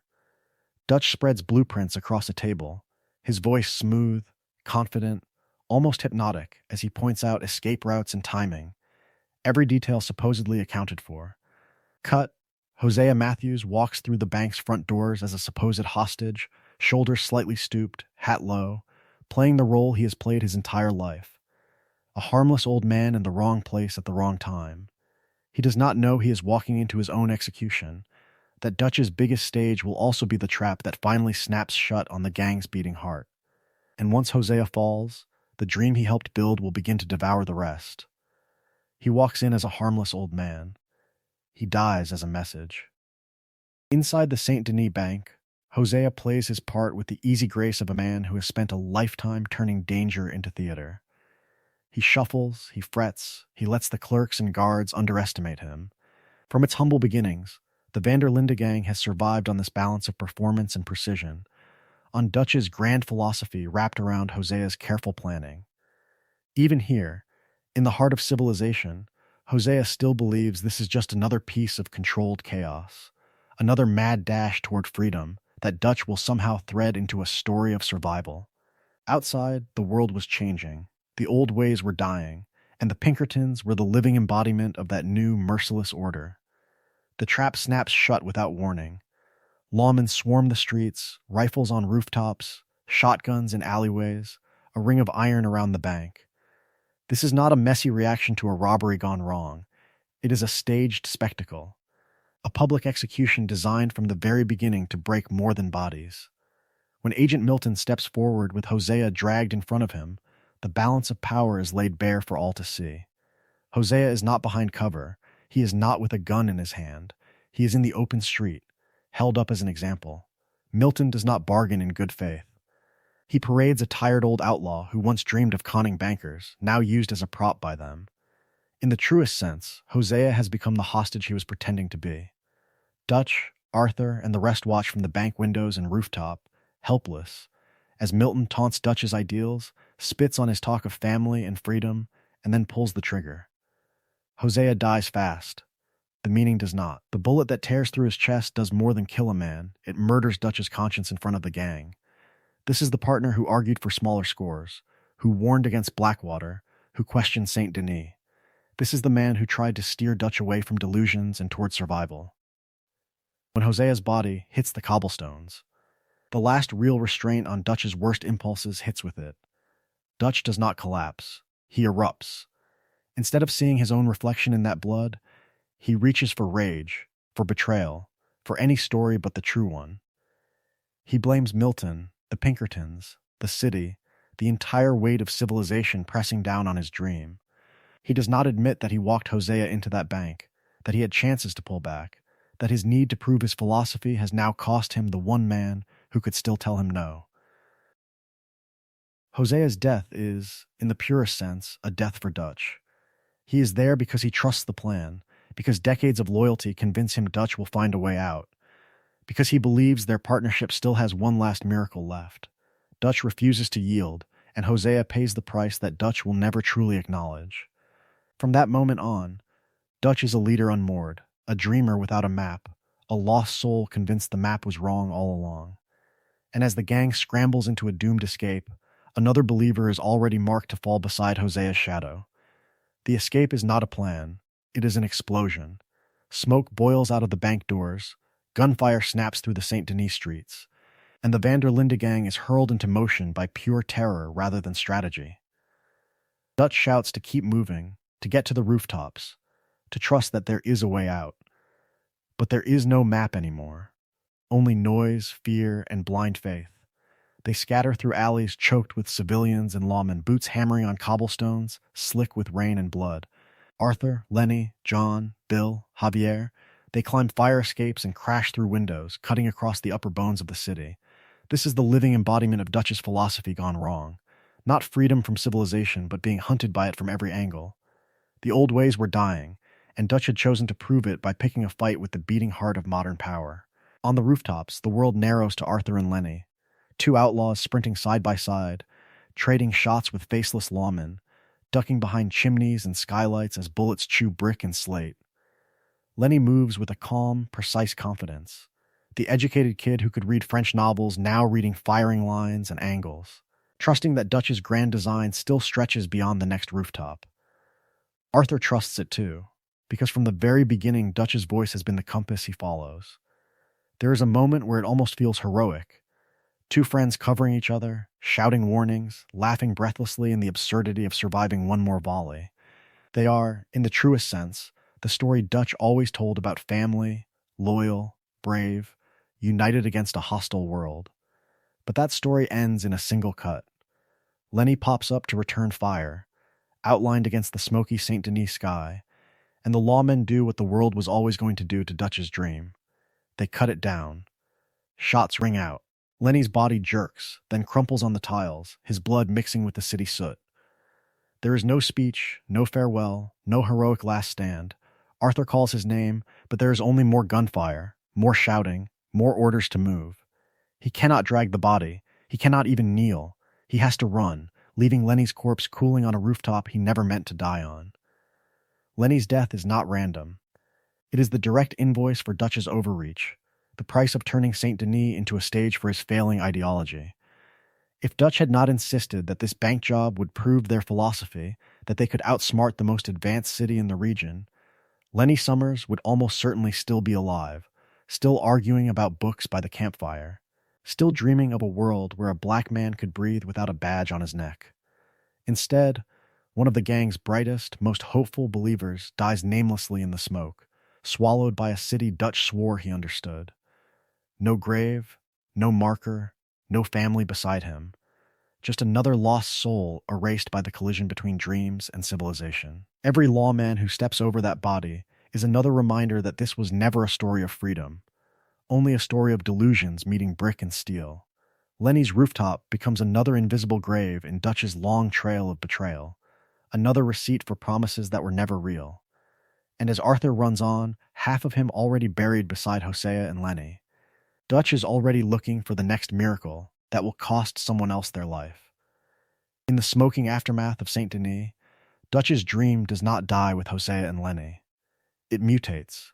From its humble beginnings as a banner of freedom for the poor and unwanted, it twists into something harsher, colder, and far more dangerous. The philosophy stays the same in words. In deeds, it becomes unrecognizable. At the very beginning, Dutch preached restraint. No women, no children, no killing unless forced. Rob the rich, humiliate the powerful, expose the corruption of a civilization built on exploitation. He told Arthur that their outlaw world was a story of resistance, not cruelty, that they were the living embodiment of a better way. But after Saint Denis, that careful balance between idealism and reality collapses. Dutch orders the torture of Angelo Bronte, feeds him to alligators, and calls it justice. He leaves people behind, lies more easily, and starts to see betrayal in every shadow. His language, though, barely changes. Have a little faith. We just need money. One last score, and it will all be different. These lines once framed daring but calculated robberies. Now they precede disasters. Guarma, the train ambushes, the doomed assaults around Beaver Hollow. Each new plan scatters the gang further, leads to death, capture, or another frantic flight. The words promise salvation. The reality delivers graves. Dutch even begins to weaponize the dead. Hosea is no longer a conscience. He becomes a prop in Dutch's speeches. Hosea died for this. Sean died for this. Lenny died for this. Instead of treating those losses as proof that the old ways were dying and the dream needed to change, Dutch uses them as fuel, demanding more loyalty, more sacrifice, more blind faith. The fallen are recast as martyrs whose blood obligates the survivors to push deeper into the abyss. Arthur feels that shift in the truest sense. For over 20 years, Dutch and Hosea had been his family, his teachers, his compass in a hostile world. Now the compass spins wildly. Arthur watches Dutch walk away from wounded allies, ignore starving women and children, and trust Micah over men who bled for him. The gap between speech and action widens until it becomes a canyon. When Dutch says, "I am trying," Arthur, the words sound hollow, not heroic. Arthur begins to understand that the man he loved might already be gone, replaced by a leader who values the dream more than the people who built it. Then, a break in the noise. Dutch stands before the gang at Beaver Hollow, delivering another impassioned sermon about freedom, loyalty, and destiny. His voice rises, his eyes blaze, his rhetoric soars. Cut, the camp at night. Fewer tents, fewer bedrolls. The fire smaller, the circle around it broken by empty spaces where Hosea, Sean, Lenny, and others once sat. No speeches, no music, only wind in the trees, and the quiet, unspoken question hanging over every flicker of flame: how many more will die for this? And still, somewhere in the dark, Dutch is already planning the next score. In that shrinking circle of firelight, with Dutch already dreaming up the next miracle, another presence is moving closer to the center of the story. Not a grieving friend, not a fallen idealist, a parasite. Micah Bell steps into the vacuum Hosea's death has torn open, And from the very beginning, his purpose is simple: feed Dutch's worst self and grow fat on the ruin that follows. Micah is an outlaw in the truest sense, but not in the way Dutch once preached. His past is a trail of burned bridges and shallow graves, a man who drifts from posse to posse, offering a quick gun and abandoning any camp that stops paying or starts asking questions. There is no philosophy, no dream of freedom, only survival and self-interest. When he finds the Linde gang, he does not see a family. He sees a ladder. From its humble beginnings, Dutch's world was built on the illusion of mutual loyalty. Micah recognizes that illusion instantly and turns it into a weapon. Where Hosea would probe, where Arthur would challenge, Micah flatters. Dutch wants to hear that the world was changing, that the old ways were dying, that only bold men are strong enough to resist civilization's chokehold. Micah gives him that, over and over. Every reckless plan is genius, every hesitation from others is doubt and weakness. When Hosea is killed in Saint Denis, the gang loses its conscience in a single rifle shot. Into that silence, Micah's voice becomes louder. He urges Dutch toward more aggressive scores, more violent answers. The Cornwall train at Coulter, the bloody rescue of Sean, the bank in Saint Denis itself, each time Dutch chooses the loudest, bloodiest suggestion, Micah is there, nodding, praising, insisting that fortune favors the ruthless. Each corpse left behind becomes proof, not of failure, but of how far the gang must now go to justify the losses. He undermines Arthur and John with the same patience a snake uses to coil. When Arthur questions Dutch's cruelty in Strawberry or the pointless slaughter in the trolley station, Micah reframes it as betrayal. When John wants out for Abigail and Jack, Micah whispers that John is ungrateful, that family must bleed for the cause. Dissent stops being concern and becomes treason. How many men die because the only voice Dutch trusts is the one that tells him he is never wrong? By Beaver Hollow, Micah is the living embodiment of Dutch's paranoia. He spies, he lies, he feeds Dutch half-truths about Pinkertons and rats, all while pushing for one more job, one more massacre, one more chance to cash out and disappear. The tragedy is not merely that Micah is there, poisoning everything. The tragedy is that Dutch chooses the poison. Those who die for Dutch in this final act do not fall to Micah's bullets alone. They fall because Dutch prefers Micah's flattery to Hosea's truth, and that choice will haunt every grave the gang leaves behind. By Beaver Hollow, the poison is not just Micah. The poison is Dutch's reflection, and Arthur is the one forced to watch the man who raised him vanish behind it. The lies grow bolder, the promises thinner, the casualties more personal. Dutch leaves Sean to walk into an ambush, lets Hosea die in Saint Denis as a distraction, abandons John on the rooftops, and then dares to call what is left of this wrecked camp a family. For Arthur, who has been there from the very beginning, every broken word cuts deeper than a bullet. This is the man who taught him to read, to question, to believe that the gang was more than a pack of thieves. Dutch once preached a philosophy of freedom against a rigged civilization, claiming they robbed the rich and spared the innocent. Now, that same voice orders massacres in Strawberry, slaughters in the swamps, and a doomed stand in a city that never cared if they lived or died. Arthur's loyalty does not vanish overnight. It erodes, quietly, mission by mission. He rides into Rhodes to rescue Jack, into Saint Denis for the bank, into Guarma for Dutch's latest miracle escape, long after he has stopped believing in miracles. Each job becomes a ritual sacrifice, not just of blood but of identity. A story of loyalty and betrayal, of dreams and delusions, is written into his bones as he keeps dying inside for a man he no longer recognizes. So when the coughing starts, the diagnosis does not feel random. Tuberculosis is the physical verdict on a spiritual condition that has been festering for years. Arthur has been breathing in Dutch's smoke, Dutch's rage, Dutch's delusions, until his lungs and his conscience are equally scarred. The world was changing, the old ways were dying, and in the truest sense, Arthur has been dying with them. A loyal outlaw dragged toward a grave dug by someone else's dream. The knowledge of limited time sharpens everything. Faces in camp are no longer just comrades. They are lives on a ledger already soaked in debt. John has a wife and a son. Sadie burns with a focused fury. Charles is the living embodiment of the gang's better nature. Against them stands Dutch, a leader who now abandons his wounded, lies about plans, and listens more to a snake in a gaudy coat than to the son who followed him for 20 years. Who deserves the last of Arthur's strength? Who has earned the right to his final breath? From its humble beginnings, this was supposed to be a family. Now Arthur must decide whether to die protecting Dutch's fantasy or to die protecting John's future. His final choice between the man who made him and the man who might escape him will decide not only who walks away from Beaver Hollow, but what Dutch's dream becomes in the world that survives him. Arthur's choice at Beaver Hollow does not appear from nowhere. It is the final link in a chain of deaths that began long before his lungs filled with blood and dust, a story of one man's philosophy grinding down everyone who dared to believe in it. The first domino falls at Blackwater, even if the bodies stay off screen.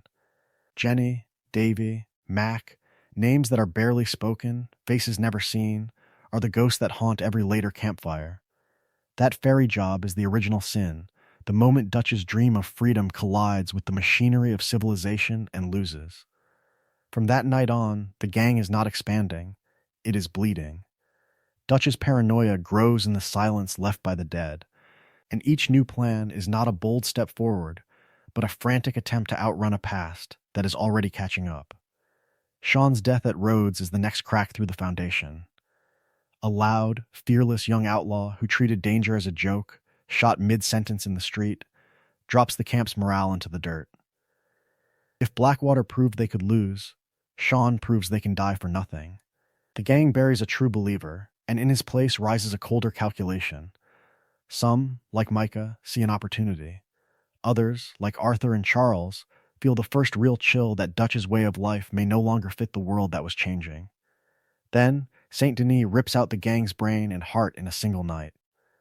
Hosea, the strategist who questioned Dutch's excesses from the very beginning, dies as a public spectacle, executed to break their spirit.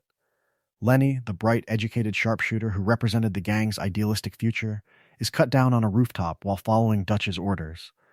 In the truest sense, their deaths remove the last stabilizing forces. What remains around Dutch are either hardened survivors, too numb to walk away, or unstable figures who feed his worst impulses. Grief does not unite them. It curdles into blame. Some quietly fault Dutch, remembering ignored warnings and reckless promises. Others spit curses at the law, Cornwall, or fate itself. Yet beneath every whispered theory runs the same unspoken truth. Dutch's decisions tie every grave together. Every body is another receipt for his dream. The camp reflects this fracture. Each new hideout is smaller, tighter, more desperate. Where there was once one family gathered around a fire, there are now cliques in corners, whispered arguments, and suspicious glances. The living embodiment of Dutch's family of outlaws philosophy dissolves into little courts of loyalty and betrayal. As the old ways were dying inside the camp long before the bullets arrived. And then, with brutal suddenness, the world changes completely. The mud, the pines, the familiar American dust vanish. The camera opens on Guarma, blinding sun, choking humidity, foreign voices, sugar fields, and revolution. It is a jarring cut, a pattern interrupt that underlines how far this family has fallen. They are no longer fighting for a home. They are stranded at the end of the world, exiles driven there by Dutch's stubbornness. More will die on that island, far from their own graves, proving that the gang's collapse is no longer a possibility. It is already in motion, and there is no way back. Guarma is not just a change of scenery. It is the moment Dutch's dream washes up on a foreign shore and starts to rot in the sun. The gang flees Saint Denis in chaos, Hosea and Lenny dead, Pinkertons closing in, Dutch shouting that they will escape by sea. Instead of freedom, a storm tears the ship apart. Men are thrown into black water, and the survivors wake on a beach that might as well be the edge of the world. From its humble beginnings on the American frontier, this outlaw family had always imagined itself as drifting just outside civilization's reach. Now it is stranded in the truest sense, not in some mythic west, but on Guarma, a sugar island ruled by a brutal plantation dynasty and racked by a rebellion Dutch does not understand. The old ways were dying back home. Here, a different empire is cracking, and Dutch seizes on it as proof his philosophy still matters. He should be focused on getting his people home. They are starving, sick, half-drowned, scattered through jungle and cane fields. Instead, he reframes the shipwreck as destiny. When the gang stumbles into the struggle between Colonel Fusar and the local revolutionaries, Dutch declares that this is their fight now, that helping the rebels will give them a ship, a fortune, a way to rebuild. It is a story of loyalty and betrayal, of dreams and delusions, played out on someone else's battlefield. There is a grim irony to it. The man who once preached freedom from government and corporations now inserts his shattered gang into a colonial war for sugar profits. He talks about ideals and oppression, but he barely knows the language, the history, or the stakes. What he understands is that if Guarma is a grand cause, then Saint Denis was not a failure. If this is revolution, then he is still the living embodiment of resistance, not a leader who got his family killed. The cost is immediate. Javier is captured and tortured, his loyalty repaid with near death in a stone cell. Bill and the others stagger through malaria and exhaustion, their bodies breaking under heat and hunger. Unknown rebels die around them in skirmishes and ambushes, faces the gang never even learns, and men from the ship's crew are cut down in firefights that have nothing to do with Blackwater, Saint Denis, or any future the gang might still have had. Every bullet fired on Guarma is a bullet spent on Dutch's ego. Nothing gained there follows them back to America, except scars, fever, and a deeper fracture between Dutch and Arthur. The island adventure does not secure land, money, or safety. It only proves that Dutch will now drag his followers across oceans for a fantasy. Guarma marks the moment his dream fully detaches from practical reality. When this family stops dying for a home and starts dying for a man's pride. And once they finally escape that jungle, the delusion does not stay behind. When the survivors finally wash back onto the mainland, it is not a triumphant return. It is the gang stepping into a world that has quietly decided it no longer needs them. The world was changing while they were roasting under the gourmand sun, and the moment their boots hit the docks, that change becomes impossible to ignore. There are new wanted posters in every town, the ink barely dry but the prices already higher. Dutch's name, Arthur's, John's, Bill's, Javier's, all framed as the living embodiment of everything civilization wants to stamp out. Pinkertons move with more confidence now. Patrols thicker on the roads, lawmen less afraid to draw first. Old allies have either disappeared or turned their backs. The Wapiti are scattered and broken, the Braithwaites and Greys are gone, and even the local fences and informants act distant, measuring every word. From its humble beginnings as a roaming band that could slip through the cracks, the Linde gang has become a target too big to ignore. Back in camp, there is no sense of homecoming, only exhaustion.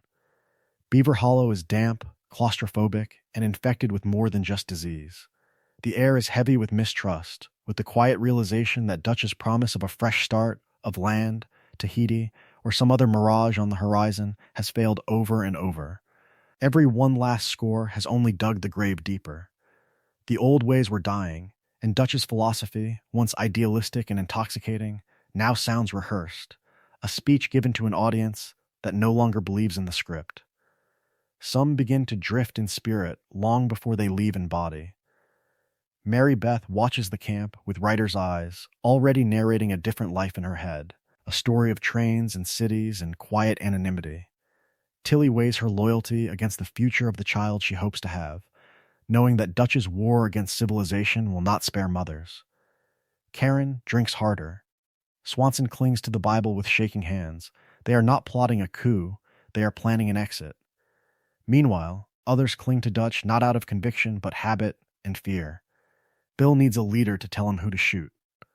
Javier, bound by old memories of shared fires and shared blood, refuses to accept that the man who once fought for freedom has become its enemy. In the truest sense, they are prisoners of a past that no longer exists. Into this fractured camp steps Micah, whispering poison. He feeds Dutch a simple, convenient narrative. The real traitors are not the informants or the ghosts of Guarma, but Arthur and John. Every question Arthur asks, every plea John makes to leave with Abigail and Jack, becomes evidence of betrayal. Dutch's paranoia, once a survival instinct, turns outward, a weapon aimed at the very people trying to salvage what remains of this family. So the gang becomes a gang in name only, a cluster of lost souls orbiting a man who has mistaken his ego for destiny. And as the camp splinters into those preparing to run and those ready to die, One looming question hangs over Beaver Hollow. When the final confrontations come, who will still choose to die for Dutch? And who will finally find the strength to walk away? In that fractured camp at Beaver Hollow, the loudest arguments are not the only measure of the gang's collapse. In the shadows of Dutch's grand speeches stand the quieter tragedies, the people whose deaths for Dutch do not come with last stands or famous gunfights, but with fear, confusion, and a terrible sense of being forgotten. Kieran Duffy is the clearest example. From the very beginning, he is not a true Van der Linde outlaw, but an O'Driscoll captive dragged into the world Dutch built. Arthur hauls him back to Coulter as a prisoner, a shivering wreck tied to a post. And for a time, Kieran is little more than a bargaining chip in Dutch's private war with Colm. Yet Kieran keeps trying. He rides with the gang, shares information, risks his life on jobs, and begs for the chance to prove his loyalty to a family that never fully accepts him. His arc is a story of a lost soul trying to belong in a camp that preaches freedom but lives in paranoia. Even when some begin to warm to him, the old ways were dying inside the gang. Trust is scarce, suspicion is cheap. And Dutch's philosophy has narrowed to enemies and assets. Kieran is always closer to the second category than the first. He did not choose the feud with Colm O'Driscoll. He was born into it by bad luck. So when the O'Driscolls strike back, it is Kieran who pays. The gang finds his horse stumbling into camp, his decapitated head lashed to the saddle, eyes blind with terror even in death. His mutilated body follows, dumped as a message. Dutch's long feud, from its humble beginnings in a bar fight and a dead lover, has claimed another life, and this time the victim never even had the comfort of believing in the cause that killed him. How many more will be dragged under by a war they never chose? If Kieran's fate is a brutal echo of the gang's external enemies, Molly O'Shea's death shows the rot within. Once Dutch's lover and muse, she is the living embodiment of his early charm, romantic, idealistic, drawn to a man who promises a different kind of world. But as the dream curdles, Dutch turns away from her, pouring his attention into Micah's flattery and impossible plans. Molly is left drifting at the edge of the firelight, watching the man she loves vanish into his own delusions. Her end is not a blaze of glory. It is a drunken, desperate outburst at camp, a woman screaming that Dutch has failed her, that she betrayed him to the Pinkertons, or perhaps only wishes she had, just to hurt him. Dutch's response is cold distance. Susan Grimshaw's is a gunshot. One moment of chaos, one pull of a trigger, and Molly dies in the mud, condemned more for embarrassing Dutch than for any proven betrayal. Both deaths reveal Dutch's failures in the truest sense. He cannot protect the vulnerable man who trusted him, and he cannot care for the vulnerable woman who loved him. His dream of freedom has become a machine that grinds down the weak first. Not every sacrifice for Dutch happens with rifles raised against a pink dawn. Some happen in the quiet of camp, in a single scream, in a headless horse returning through the trees. And as the gang stares at Kieran's corpse and Molly's body, another truth settles over Beaver Hollow. The final reckoning will not only be decided in some distant mountaintop gunfight, it is already unfolding here, in these smaller, almost domestic tragedies, as Dutch's family dies from the inside out while the world was changing all around them. By Beaver Hollow, the pattern is already written in blood. The gang keeps telling itself this is just a run of bad luck, just the cost of freedom, but every new grave points back to the same source: Dutch's decisions, Dutch's dream, Dutch's refusal to change while the world was changing around him. Arthur's final missions trace this pattern with cruel clarity.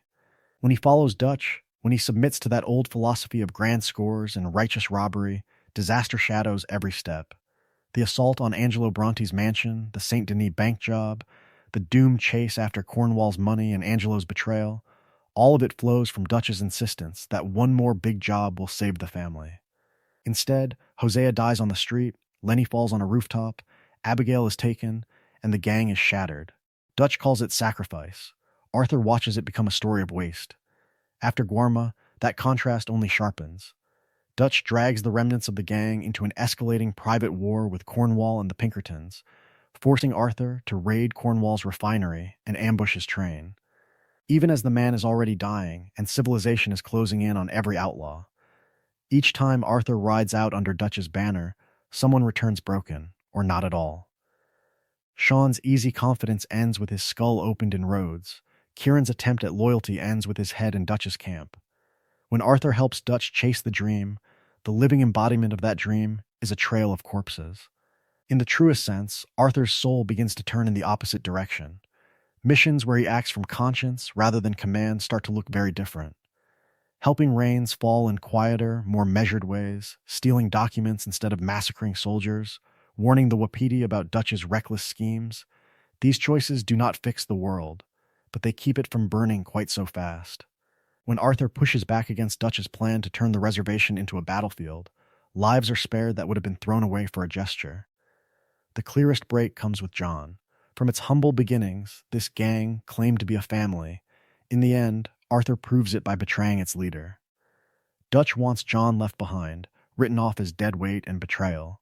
Arthur instead risks everything to free John from Sisika, to get Abigail out of Saint Denis, to carve a path to that final ride toward the mountains. Each time he defies Dutch to protect them, the outcome reverses the old pattern. John lives, Abigail lives, Jack lives, and Arthur pays the price. His tuberculosis diagnosis crystallizes what his heart already knows. The old ways were dying, and Dutch's dream is one of them. Arthur realizes that every time he helps Dutch chase freedom, someone else's freedom is stolen forever. So he makes a final choice. He will die for Dutch in one sense, carrying the weight of those years, but he will also die to undo Dutch's damage, deciding whose legacy will ride on into the new century. And that choice, that last act of loyalty and betrayal intertwined, sets up the true heir to Dutch's story. That true heir does not arrive with fanfare or prophecy. He arrives on a tired horse, riding beside a dying man, as the last remnants of Dutch's dream fall apart around them. The ride to rescue Abigail is, in the truest sense, the final van der Linde job. No grand score, no speeches about civilization and freedom, just Arthur and John pushing through the mud and gunfire of Beaver Hollow, while the gang tears itself to pieces behind them. Arthur's lungs burn, his vision blurs, the world was changing in front of his eyes, but he drives himself onward because this time the prize is not money. It is John's future. From its humble beginnings, their relationship had been a story of rivalry and uneasy brotherhood, of loyalty and betrayal, of dreams and delusions. Arthur had been the believer, John the deserter who once walked away from family. Now, as they cut through Pinkertons and O'Driscolls, that old dynamic reverses. John still glances back toward camp, toward Dutch, toward the only home he has known. Arthur rides forward, coughing blood, insisting there is nothing worth saving there anymore. On the way to Abigail, Arthur finally says the quiet part out loud. Dutch is lost. Dutch left Arthur to die in Saint Denis. Dutch watched John rot in Sisika. Dutch keeps talking about one last job, while bodies pile up around him. The man who had once been the living embodiment of frontier freedom has become a prophet of his own delusions. Arthur tells John that Dutch will never stop sacrificing them for a philosophy that died the moment Hosea did. How many graves does it take to admit the old ways were dying long before the Pinkertons closed in? John resists, not with gunfire, but with habit, with fear. He owes Dutch everything. Dutch taught him to read, to shoot, to stand up to a world that called him an outlaw just for existing. Leaving Dutch feels like betraying a father, abandoning the last fragile idea of family he understands. Yet Abigail's capture, Jack's terror, and Hosea's empty place at the fire haunt him. What good is Dutch's approval if it keeps his son an orphan in waiting? Their final missions together become a rough reconciliation of a decade of argument. Arthur's former faith gives him insight into Dutch's methods. John's old skepticism gives him the courage to imagine life beyond them. Together they break into the enemy's hands not for a score, but to steal back a wife and mother. Together they ride for the train, not to rob it, but to escape it. When Arthur sends John to that last horse, shoving him toward the mountains, the choice is made. John will live, Arthur will not. One rides toward a ranch, toward Abigail and Jack, toward a hard, honest life under the law. The other turns back toward Dutch, Micah, and the collapsing dream he helped build. And on that ridge, where blood, dust, and sunset meet, Dutch van der Linde is about to watch his most loyal son die for him one last time, and not in the way he expects. Arthur rides back into a dying dream and finds it bleeding on a mountaintop.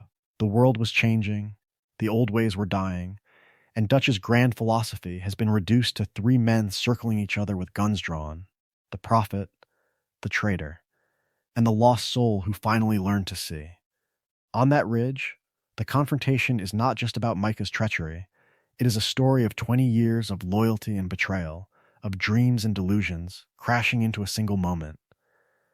Arthur throws Micah's spying in Dutch's face, recalls the dead left in their wake, and forces the truth into the open. Micah snarls, lies, and twists the knife, insisting Arthur is the one who is turned, that Dutch's family is being poisoned from within. Dutch stands between them, silent eyes moving from one son to the other, watching the family he built tear itself apart. The irony is cruel. From its humble beginnings, this gang robbed trains and banks together. Now the final score is nothing more than two men trying to rob each other of Dutch's faith. When Dutch finally raises his gun, the question hangs in the air. Who does he believe? His hesitation is the answer. He believes no one. Not anymore. What follows depends on Arthur's honor, but the thematic core does not waver. In the high honor ending, beaten, coughing blood, Arthur drags himself to a rocky ledge and watches the sunrise. In the low honor path, he dies clawing and grappling with Micah, beaten to death in the dirt. One death is quiet, the other brutal, but both share the same center of gravity. Arthur's last thoughts are not of Dutch's dream of freedom or of some grand outlaw philosophy. They are of John, Abigail, and Jack getting clear of this collapsing world. In the truest sense, Arthur dies for Dutch twice at once. His whole life has been spent serving Dutch's vision, enforcing his will, killing and stealing so the dream could live. But in the end, that same ingrained loyalty turns against its source. Arthur uses everything Dutch taught him, his toughness, his resolve, his willingness to sacrifice, to make sure Dutch cannot claim John, Jack, and Abigail as more bodies for the cause. He dies for Dutch's dream by finally refusing to let it consume another family. And then comes the coldest moment. Dutch steps away. He does not comfort Arthur, does not stay to hear last words, does not even offer the mercy of a quick death. He turns his back on both Arthur and Micah, walking into the mist, unable to face the ruin he has made. That single act severs the father-son bond completely. Whatever Dutch and Arthur were from the very beginning, they are strangers now. Later, Arthur's grave becomes the living embodiment of the game's verdict. High honor or low, it stands alone in the hills, a quiet stone bearing the weight of a fallen era. It is the most important receipt in this world, proof that Dutch's lies can devour even the best of men, but also that, at the very end, a man can choose to die for something better than an outlaw's fading dream of civilization held at gunpoint. And while Arthur's story ends on that hill, the shadow it casts over Dutch, Micah, and John is only beginning to grow.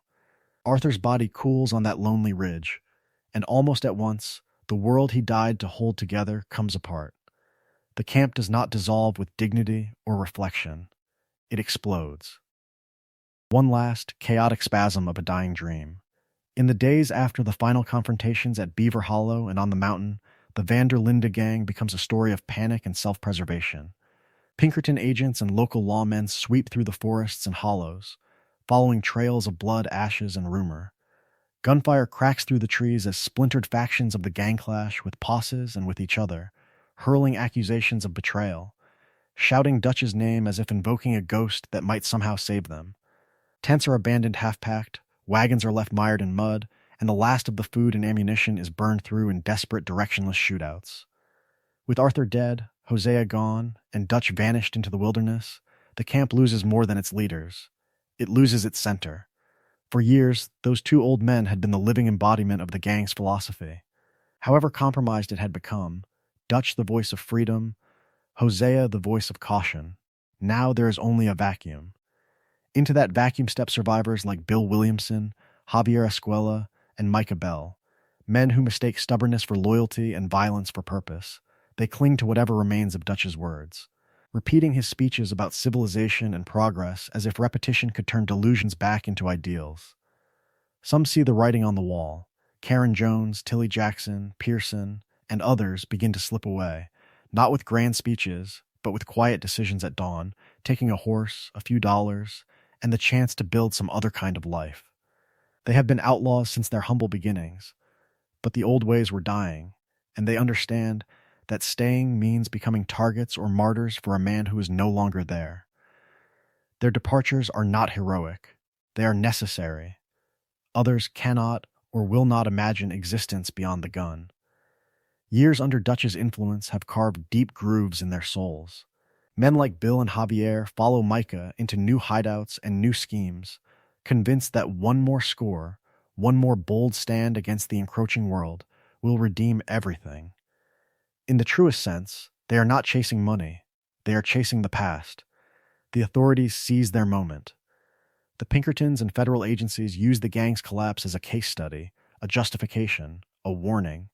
Reports are written, budgets expanded, new laws proposed. This is what happens, they argue, when civilization hesitates. The Van der Linde gang becomes the perfect excuse to tighten the noose around the last free corners of the frontier. And then, suddenly, the story jumps. Years pass. The camps are gone, the wagons rotted, the graves half forgotten. A train pulls into a station in 1911, and one familiar face steps onto the platform. John Marston, no longer Dutch's surrogate son but a government hostage, is sent to hunt the remnants of his own family. Dutch is gone, yet his ghost walks beside John, turning every new order from the state into a grim echo of an old promise. How do you kill a man who is already dead, but whose philosophy still holds a gun to your head? The gang is in free fall, but its fall is not over. It is only changing shape. The fall of the gang becomes John Marston's second life, and his second sentence. Dutch has gone into the mountains, the camps are ashes on the wind, yet the consequences of his philosophy follow John onto every horizon. When John slips away with Abigail and Jack, it is not a clean escape. It is a man dragging chains through the open fields. On a scrubby piece of land in New Austin, John tries to become something Dutch never really believed in, a settled man. He builds fences, breaks horses, teaches Jack how to shoot not for robbery, but for survival. From its humble beginnings, that ranch is meant to be a sanctuary, a small rebellion against the world that shaped him. But the world was changing, and the old ways were dying only in name. The skills that kept John alive as an outlaw, tracking, killing, reading danger in a man's eyes, do not vanish. They hang over family dinners and quiet sunsets, a reminder that this peaceful story was written in stolen ink. The government does not forget him. Civilization has a long memory and a short patience. Agents of the Bureau of Investigation arrive with pressed suits, cold smiles, and a simple ultimatum: hunt down Bill Williamson, Javier Escuela, and Dutch van der Linde, or watch Abigail and Jack be taken, broken, or worse. John, who once rode against Pinkertons for Dutch's dream of freedom, is now told that his freedom exists only at the barrel of a federal gun. In that moment, the irony is almost cruel. Dutch spent decades railing against the state, promising his people that the government was the true enemy, the living embodiment of a rigged world. Now his former proc is forced to become that enemy. John rides out as a government hostage, the instrument of the very civilization Dutch swore to resist, tracking down the last remnants of the only family he ever knew. Is this justice, or a quieter form of betrayal? As John hunts Bill at Fort Mercer, chases Javier through the swamps of Nuevo Paraíso, and finally climbs toward Dutch's last refuge in the mountains, the ghost at his shoulder never stops talking. Dutch's voice lives in his suspicion of every government promise, in his refusal to trust Edgar Ross, in his bleak certainty that the game is fixed no matter who holds the cards. John may reject Dutch's delusions and cruelty, but he cannot unlearn Dutch's lesson that the world is rigged. Yet for Jack, John tries to be different. He reins in the violence where he can, pushes his son toward books instead of bullets, toward a future Dutch never really believed existed. It is, in the truest sense, a story of a man trying to build something honest from a life made of lies. But this second chance is already marked. John Marston will die in a hail of government bullets, pinned against the barn of the very ranch Dutch's choices forced him to build. Even in death, John is standing in Dutch's long shadow. Without Dutch, there would be no gang, no crimes, no Blackwater, no deal with the Bureau, no ranch, and no last stand. The next chapter is not just the end of a man. It is the final receipt for Dutch van der Linde's dream. Dutch's dream leaves one last debt unpaid, and the world comes to collect it in the mountains. John rides north under Bureau orders, chasing not just a fugitive, but the ghost of the man who made and unmade his life.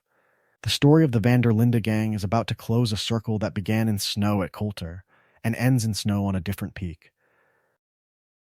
Up in those jagged cliffs, Dutch has done what he always does. He has rebuilt. This time his family is a band of disillusioned Native Americans and outcasts, people crushed beneath the same civilization he once swore to resist. To them, he sells a familiar philosophy, a story of freedom beyond the reach of the state, of a new world carved out in the high country. From its humble beginnings, his rhetoric has not changed, but the man delivering it has. Dutch is older now, the living embodiment of a dream that has rotted on the vine. The charm is thinner, the eyes colder. He has seen Blackwater, St. Denis, Beecher's Hope. He has watched railroads and telegraphs and government agents tighten their grip.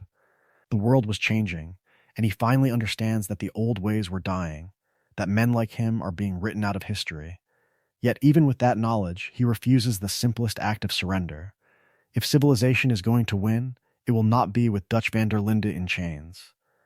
John stalks him through snow and rock, through shattered camps and frightened followers who barely understand the scale of the storm they have joined.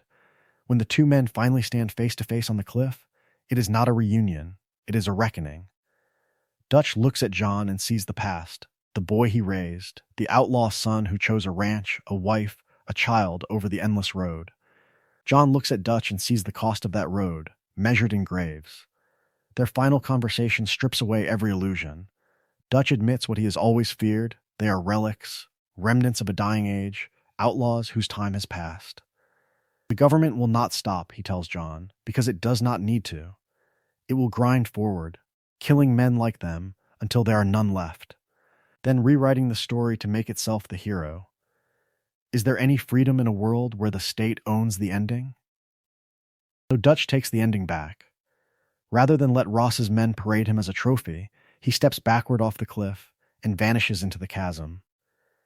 It is, in the truest sense, his last act of control, a refusal to let civilization script his final moment.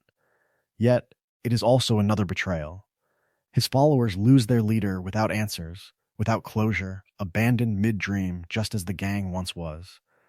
Dutch's body dies in that fall, but his damage does not. The broken families he created, the lost soul in every unmarked grave, the government emboldened by his legend, all of it rolls forward. And in the shadows of that cliff, something else is moving too, preparing to turn Dutch's legacy into a weapon John cannot escape.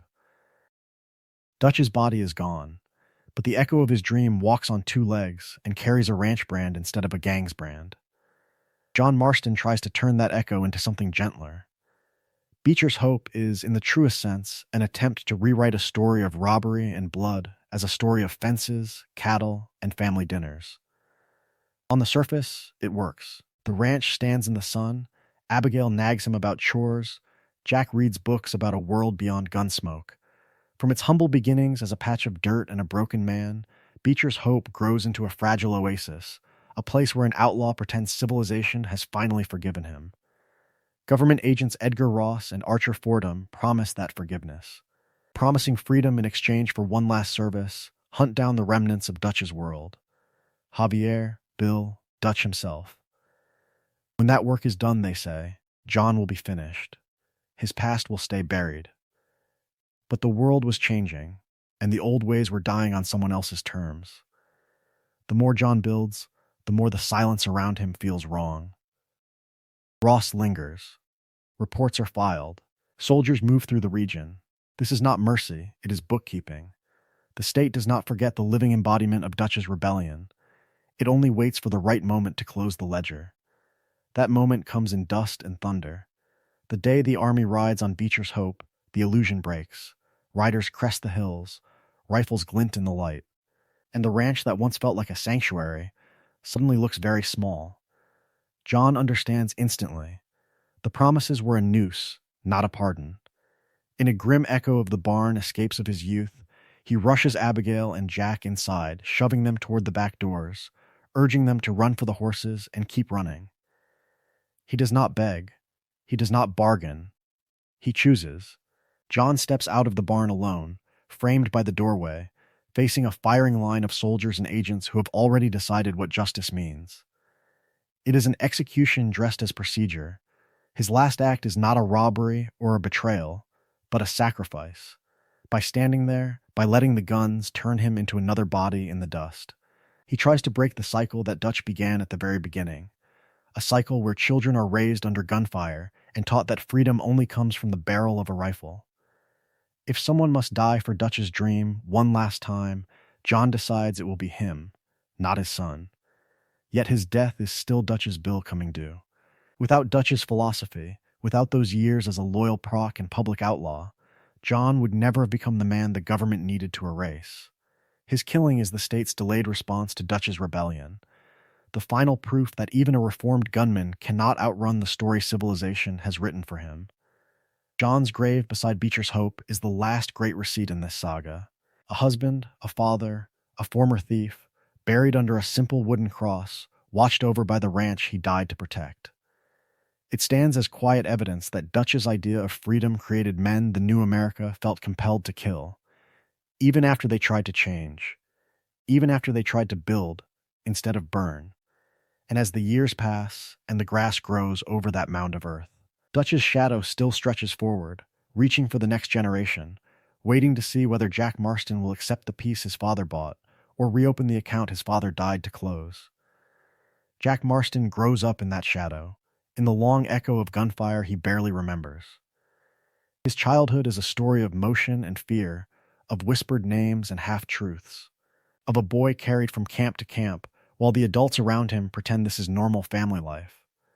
From its humble beginnings in snowbound Coulter to the muddy fields near Rhodes, Jack is the quiet center of a storm he cannot understand. He hears Dutch's name as a legend before he ever grasps it as a warning. Around the fire, Arthur, Hosea, and the others soften the edges, turning robberies into adventures and near-death escapes into heroic tales. Dutch is described as the living embodiment of freedom, a man who stands against a cruel civilization and refuses to kneel. To a child, that philosophy sounds pure, almost noble. The blood, the betrayals, the delusions that prop it up are kept out of earshot. Then the world changes. The old ways were dying, and the gang with them. Jack is taken, traded, hidden, moved, the Rhodes feud, the St. Denis disaster, the final flight to Beaver Hollow. These become blurred memories of raised voices and sudden departures. By the time the dust settles and the Linde gang is gone, Jack is left with fragments, a father trying to be better, a mother exhausted by running, and a name, Dutch, that now hangs in the air like a question no one wants to answer. On the ranch, the story seems to change. John and Abigail try to bury the past under fences and cattle, trading outlaw chaos for the dull rhythm of honest labor. Jack finally has space to read, to dream, to imagine a life of words instead of bullets. He studies adventure novels and tales of civilization, of courts and cities and ordered worlds where problems are solved with arguments, not ambushes. In the truest sense, he wants out. But the past refuses to stay buried. When Edgar Ross orchestrates John's death, when federal power reaches into that quiet valley and tears the Marston family apart, the cycle Dutch once preached against simply closes its fist around a new generation. Jack tracks Ross not as an outlaw raised in the gang, but as a son walking into a role he never wanted. A boy of books becomes a man with a gun. Here, the irony cuts deepest. Jack, who loved stories more than shootouts, becomes the final page of his father's unfinished chapter. He hunts Ross to the riverbank, calls him out, and kills him in a formal duel that mirrors every showdown Dutch's war with the state ever produced. Freedom and vengeance, loyalty and loss, all condensed into a single pull of the trigger. Then, pattern breaks. Pull back from Jack, from Ross, from that one small patch of water and dust. Imagine the whole American landscape dotted with graves, Jenny and Davy in unmarked soil, Hosea and Lenny beneath the city that killed them, Arthur on a lonely ridge, John on a hill above his ranch. What did all these deaths add up to? A victory for civilization? A warning about freedom? Or just the quiet truth that Dutch's war did not end with his fall, it simply changed hands, passing its weight onto a boy who never truly knew him, but still walks the road his ghost laid out. Jack rides away from the river, and the story of the Van der Linde gang rides with him, no longer confined to outlaws, now written into the bloodline of the new America. Jack rides away, but the question he leaves behind is heavier than any gun on his hip. In a story of loyalty and betrayal, of dreams and delusions, who truly pulled the trigger on all those lives buried in the gang's shadow? On the surface, the villains seem obvious. Micah Bell is the traitor within, the snake at the campfire, whispering poison into Dutch's ear while secretly serving the Pinkertons. The agents themselves, Ross and Milton, are the cold hand of civilization, hunting the gang from the mountains of Coulter to the swamps of Shady Bell, determined to make an example of these outlaws. Behind them stand men like Cornwall and the unseen industrialists, the living embodiment of a new America, buying railroads, towns, and politicians, proving that in this world, money robs better than any gun. They are cruel. They are corrupt. But they are not enough, because none of them explain why so many men and women chose to ride into hell for Dutch van der Linde long before a badge or a bullet forced their hand. From its humble beginnings, the gang could have scattered at the first sign of real pressure. Instead, they doubled down, again and again, even as the old ways were dying all around them. The deeper villain is quieter, and far more seductive, Dutch's philosophy itself. From the very beginning, he preached freedom without responsibility, family without accountability, violence as justice. It was an intoxicating creed, promising that every robbery was resistance, every killing a blow against a rigged civilization. In the truest sense, it turned crime into a cause, and made running from the law feel like running toward a better world. That dream is what held Arthur for more than 20 years, dying inside for Dutch long before he coughed blood on that final mountainside. It is what kept Hosea at Dutch's side even after Bessie's death, convincing himself that one last score would finally buy the quiet life they had postponed for decades. Lenny, educated, thoughtful, fluent in more than one language, believed that riding into the St. Denis Bank was not just suicide, but a step toward a future where men like him could finally breathe. Sean survived countless gunfights, only to die in an ambush made possible because Dutch ignored every warning that Cornwall's men were closing in. Good people, or at least people capable of goodness, wrapped themselves in Dutch's words and rode straight into the grave. Arthur, Hosea, Lenny, Sean, each accepted terrible risks because the dream told them their sacrifices were righteous, that death in Dutch's service was better than life under anyone else's rule. So when every grave tied to the Van der Linde gang is lined up in the mind's eye, where does the blame truly rest? With the traitor who twisted the man, the system that cornered him, or the dream they all chose to believe in even as the world was changing beyond recognition?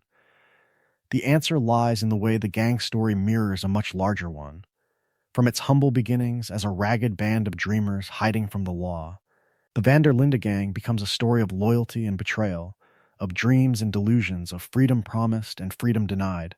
In the truest sense, it is the living embodiment of the American myth. Pioneers pushing into hostile territory, convinced that their cause justifies whatever must be done to survive.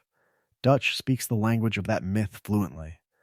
He talks about liberty and tyrants, about civilization crushing the individual, about righteous violence against a corrupt system. This is not new in that world.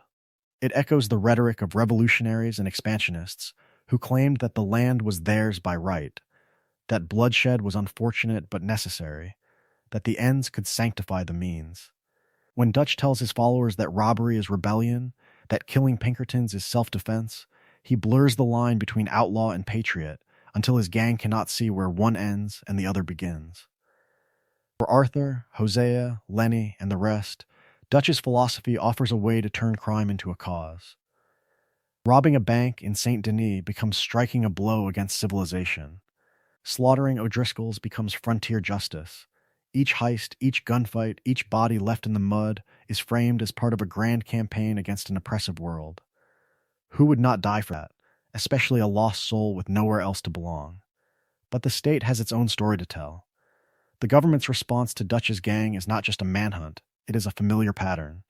Surveillance through informants like Micah, militarized law enforcement in the form of Pinkertons and soldiers, and propaganda that paints the gang as monsters, rather than desperate idealists, all mirror how real nations respond to internal threats.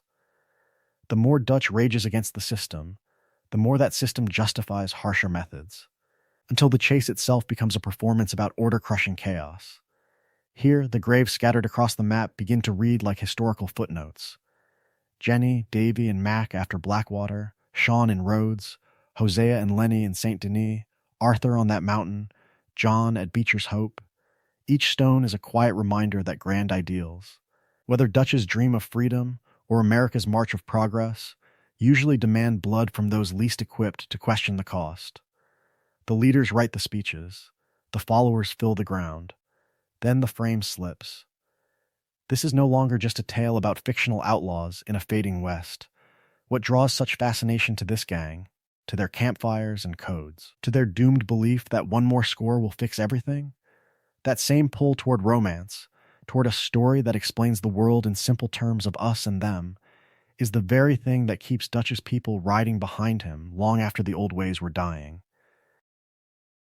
And as the saga moves toward its final reckonings, that romance will be tested against something far more unforgiving than Dutch's words, consequences that cannot be talked away, and a future that refuses to make room for them.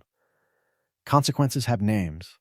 They have faces, graves, and half-finished stories, and the van der Linde gang leaves them scattered from Blackwater to Beecher's Hope. From the very beginning of the final act, the Blackwater ferry job becomes the original sin. Davy Callender dies bleeding in the snow at Coulter, Jenny Kirk never even reaches the screen alive, and Matt Callender is gunned down off camera in a failed rescue. 3 early believers erased by one overreaching plan, all because Dutch insists that a big score will buy them freedom from civilization. Their deaths are the down payment on a dream that never arrives. The pattern only deepens as the gang runs south. Sean McGuire, loud, reckless, forever boasting about his own legend, survives years as an outlaw only to be dropped in an instant by a sniper's bullet in Rhodes. Dutch marches them into the Braithwaite, gray feud, convinced he can play both sides. And Sean pays the price for that arrogance. His jokes, his stories, the way he needles Arthur and Lenny during that drunken St. Denis night, all of it cut short because Dutch cannot resist turning every town into a stage for his philosophy. At camp, the fallout grows more intimate, more cruel. Kieran Duffy, once an O'Driscoll, tries desperately to prove his loyalty, tending horses, fetching supplies, clinging to the idea that this outlaw family will accept him. Instead, he is kidnapped, tortured, and decapitated, his body delivered to Beaver Hollow as a message. Dutch had promised protection. What arrives is a corpse, and another lost soul written off as expendable.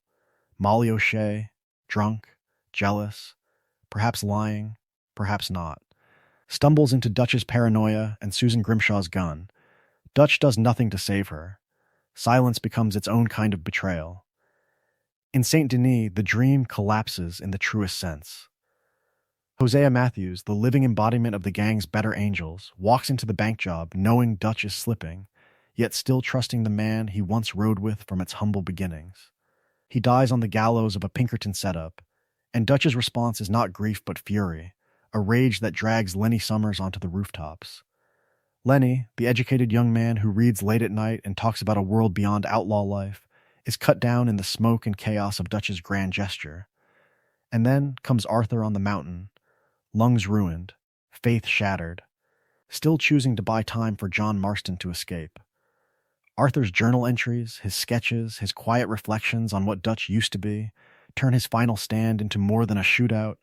It is a reckoning with every compromise he made in Dutch's name. John himself, years later at Beecher's Hope, dies on his own front porch, but that death is also a receipt. The Pinkertons hunt him because of the man he once followed. Around them orbit still more ghosts. Annabelle, Bessie, unnamed outlaws and innocents caught in crossfire, towns burned, families ruined. How many graves does it take before a philosophy is called what it truly is? A story of dreams that curdled into delusions. So with all these lives spent, all this blood laid at the altar of Dutch's idea of freedom, what did his dream actually leave behind? The answer is coming, and it is far smaller and far heavier than Dutch ever promised. In the end, Dutch's grand design does not leave a new world or a revolution in its wake. It leaves scattered lives, scattered graves, and a handful of people trying to turn blood money into something quieter than gunfire. That is the real monument to his dream. From its humble beginnings around a campfire, The gang imagined itself as the living embodiment of freedom, an outlaw family standing against a corrupt civilization. What actually survives is far smaller. A few crumpled bills laundered through ranches and shacks, a widow in a cabin, a scarred man on a reservation, a boy on a distant farm reading books about a West that never truly existed. The legend grows larger than the people, while the people are the ones who pay for the legend. Abigail Roberts carries that contradiction in the truest sense. Once a camp follower passed between men, she becomes the spine holding what remains of the family together. The stolen dollars John earns under Dutch's banner help buy Beecher's hope, but every fence post on that land is hammered in with ghosts. Her loyalty turns away from Dutch's philosophy and toward Jack's future. Yet the trauma never really leaves, it only quiets. Jack Marston inherits even more. He is Dutch's promise made flesh, and Dutch's failure made permanent. A child raised on stories of freedom and forced to grow up over bodies in the snow. His education, his books, his eventual life in the East are all paid for with robberies he never chose. Is it any wonder that, when John dies, Jack steps back onto the outlaw path he was supposed to escape? The dream follows him, long after the dreamers are gone. Even those who slip the noose, like Tilly Jackson or Mary Beth, carry this mixed legacy. Tilly finds a decent husband, a real home, a place in civilization, yet her past is a shadow at the edge of every happy scene. Charles Smith disappears north, a lost soul searching for a land untouched by the old ways of men like Dutch, knowing the world was changing faster than any one survivor could keep up. The games themselves understand this. They turn the Van der Linde saga into a story of myth-making, inviting players to feel the pull of Dutch's speeches, the warmth of the campfire, the thrill of the ride, and then forcing a walk through graveyards and ruined towns. Every mission is a sermon followed by a funeral. Every rousing call to arms ends with another name carved into stone. That is where the real lessons sit, in the gap between what was promised and what was delivered.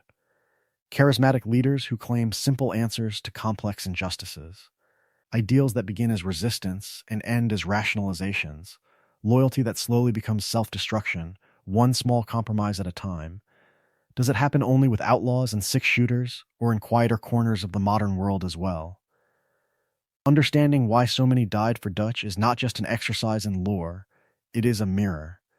It shows how dreams can curdle, how families can be twisted into weapons, how a story of freedom can become a cage.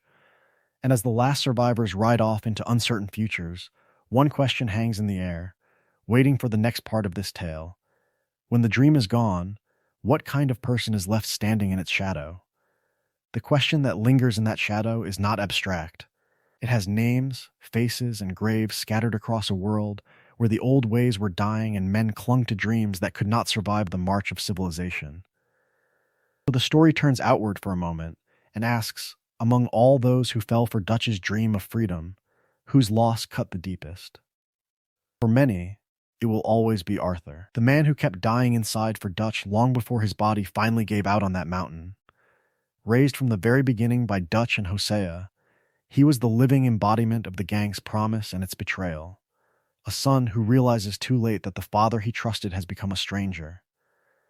Others will point to Hosea, Dutch's oldest partner, whose death in Saint Denis is not just a tactical loss but the end of the gang's conscience, the moment the philosophy loses its last anchor in reality.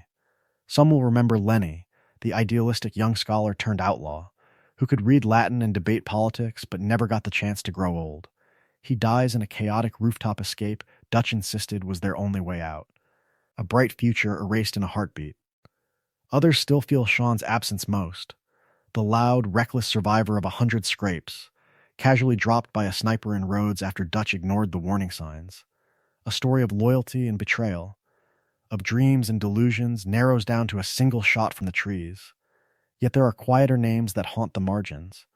Kieran, the kidnapped O'Driscoll who tried to earn a place in this fractured family, and paid for it with a brutal death meant as a message.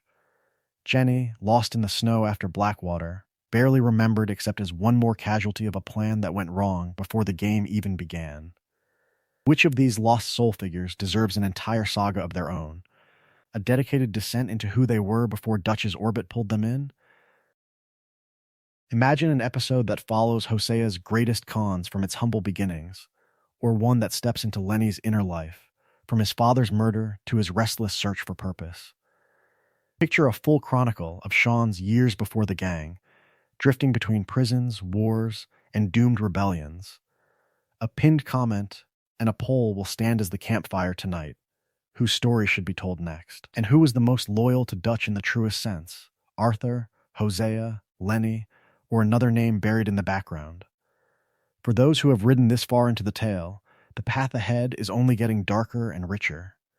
There are still countless stories hidden in the margins, long-form breakdowns of characters who shaped this world and then vanished from it. And in the next chapter, the perspective will turn, not to those who died for Dutch, but to those who survived him, and the terrible price they paid to walk away from the dream. Before Dutch died, his dream killed almost everyone who believed in him. Long before that last step off the cliff, the true ending had already been written in gunpowder, in blood, and in the quiet grass around 100 unmarked graves. From its humble beginnings, this was always a story of loyalty and betrayal, of dreams and delusions, of family forged in fire and torn apart by greed. At the very beginning, there was laughter in a saloon, two conmen trying to rob each other and somehow finding a shared philosophy instead. Dutch and Hosea spoke of freedom and justice, of standing against a rigged civilization, and for a moment the world seemed wide open, the old ways were dying, and the future belonged to those bold enough to seize it. But every promise had a price. Every grave in this tale is a receipt for one of Dutch's lies or half-truths, a quiet ledger of all the times belief outweighed reality. Jenny and Davy lost in the snow after Blackwater. Sean dropped in an instant on a dusty road. Hosea and Lenny gunned down in the bright cruelty of St. Denis. Arthur and John, each dying on a lonely height, paying in full for a philosophy that had stopped seeing them as people and started seeing them as pieces on a board. The journey from campfire laughter to those windswept hills is epic in scope and intimate in its cruelty. It begins with Arthur Morgan as the living embodiment of Dutch's dream, a lost soul turned into a true believer, and ends with that same man coughing blood on a mountain, finally seeing the world as it really is. It follows John Marston from reckless surrogate son to hunted family man, standing on his porch as the last echoes of the gang's sins ride toward him in government coats. It stretches from the muddy streets of Valentine to the rooftops of St. Denis, from the swamps of Lemoyne to the frozen peaks above Beaver Hollow. Each place another step down into the grave, Dutch was digging for everyone who loved him. Yet the dead of the van der Linde gang were not mindless followers. They were, in the truest sense, complex, often good-hearted outlaws reaching for something better. Lenny, educated and sharp, chasing dignity in a world that refused him. Hosea, tired and wise, clinging to the belief that the dream could still be steered toward mercy. Charles and Sadie, Arthur and John, all searching for family, justice, or simply a place to belong, while the world was changing faster than any of them could understand. Is it any wonder they held on to the one man who promised that nothing had to change? So the camera pulls back one last time. A hillside of stones and crooked wooden markers. Some named, some forgotten. The wind moves through the grass and carries, just for a heartbeat, the faint echo of Dutch van der Linde preaching about freedom, about loyalty, about a future that never came. Then even that echo fades, swallowed by distance and by time. In the end, what remains is a story of people who tried to live free and paid the ultimate price for another man's dream. Their lives may be fictional, but their questions linger. What is owed to family? When does loyalty become self-betrayal? How far can a philosophy bend before it breaks the people who believe in it? This chapter closes with a quiet thanks for walking among these graves and remembering the names carved into them. Let those names ride on in memory, and let the questions they raise follow into whatever tale comes next.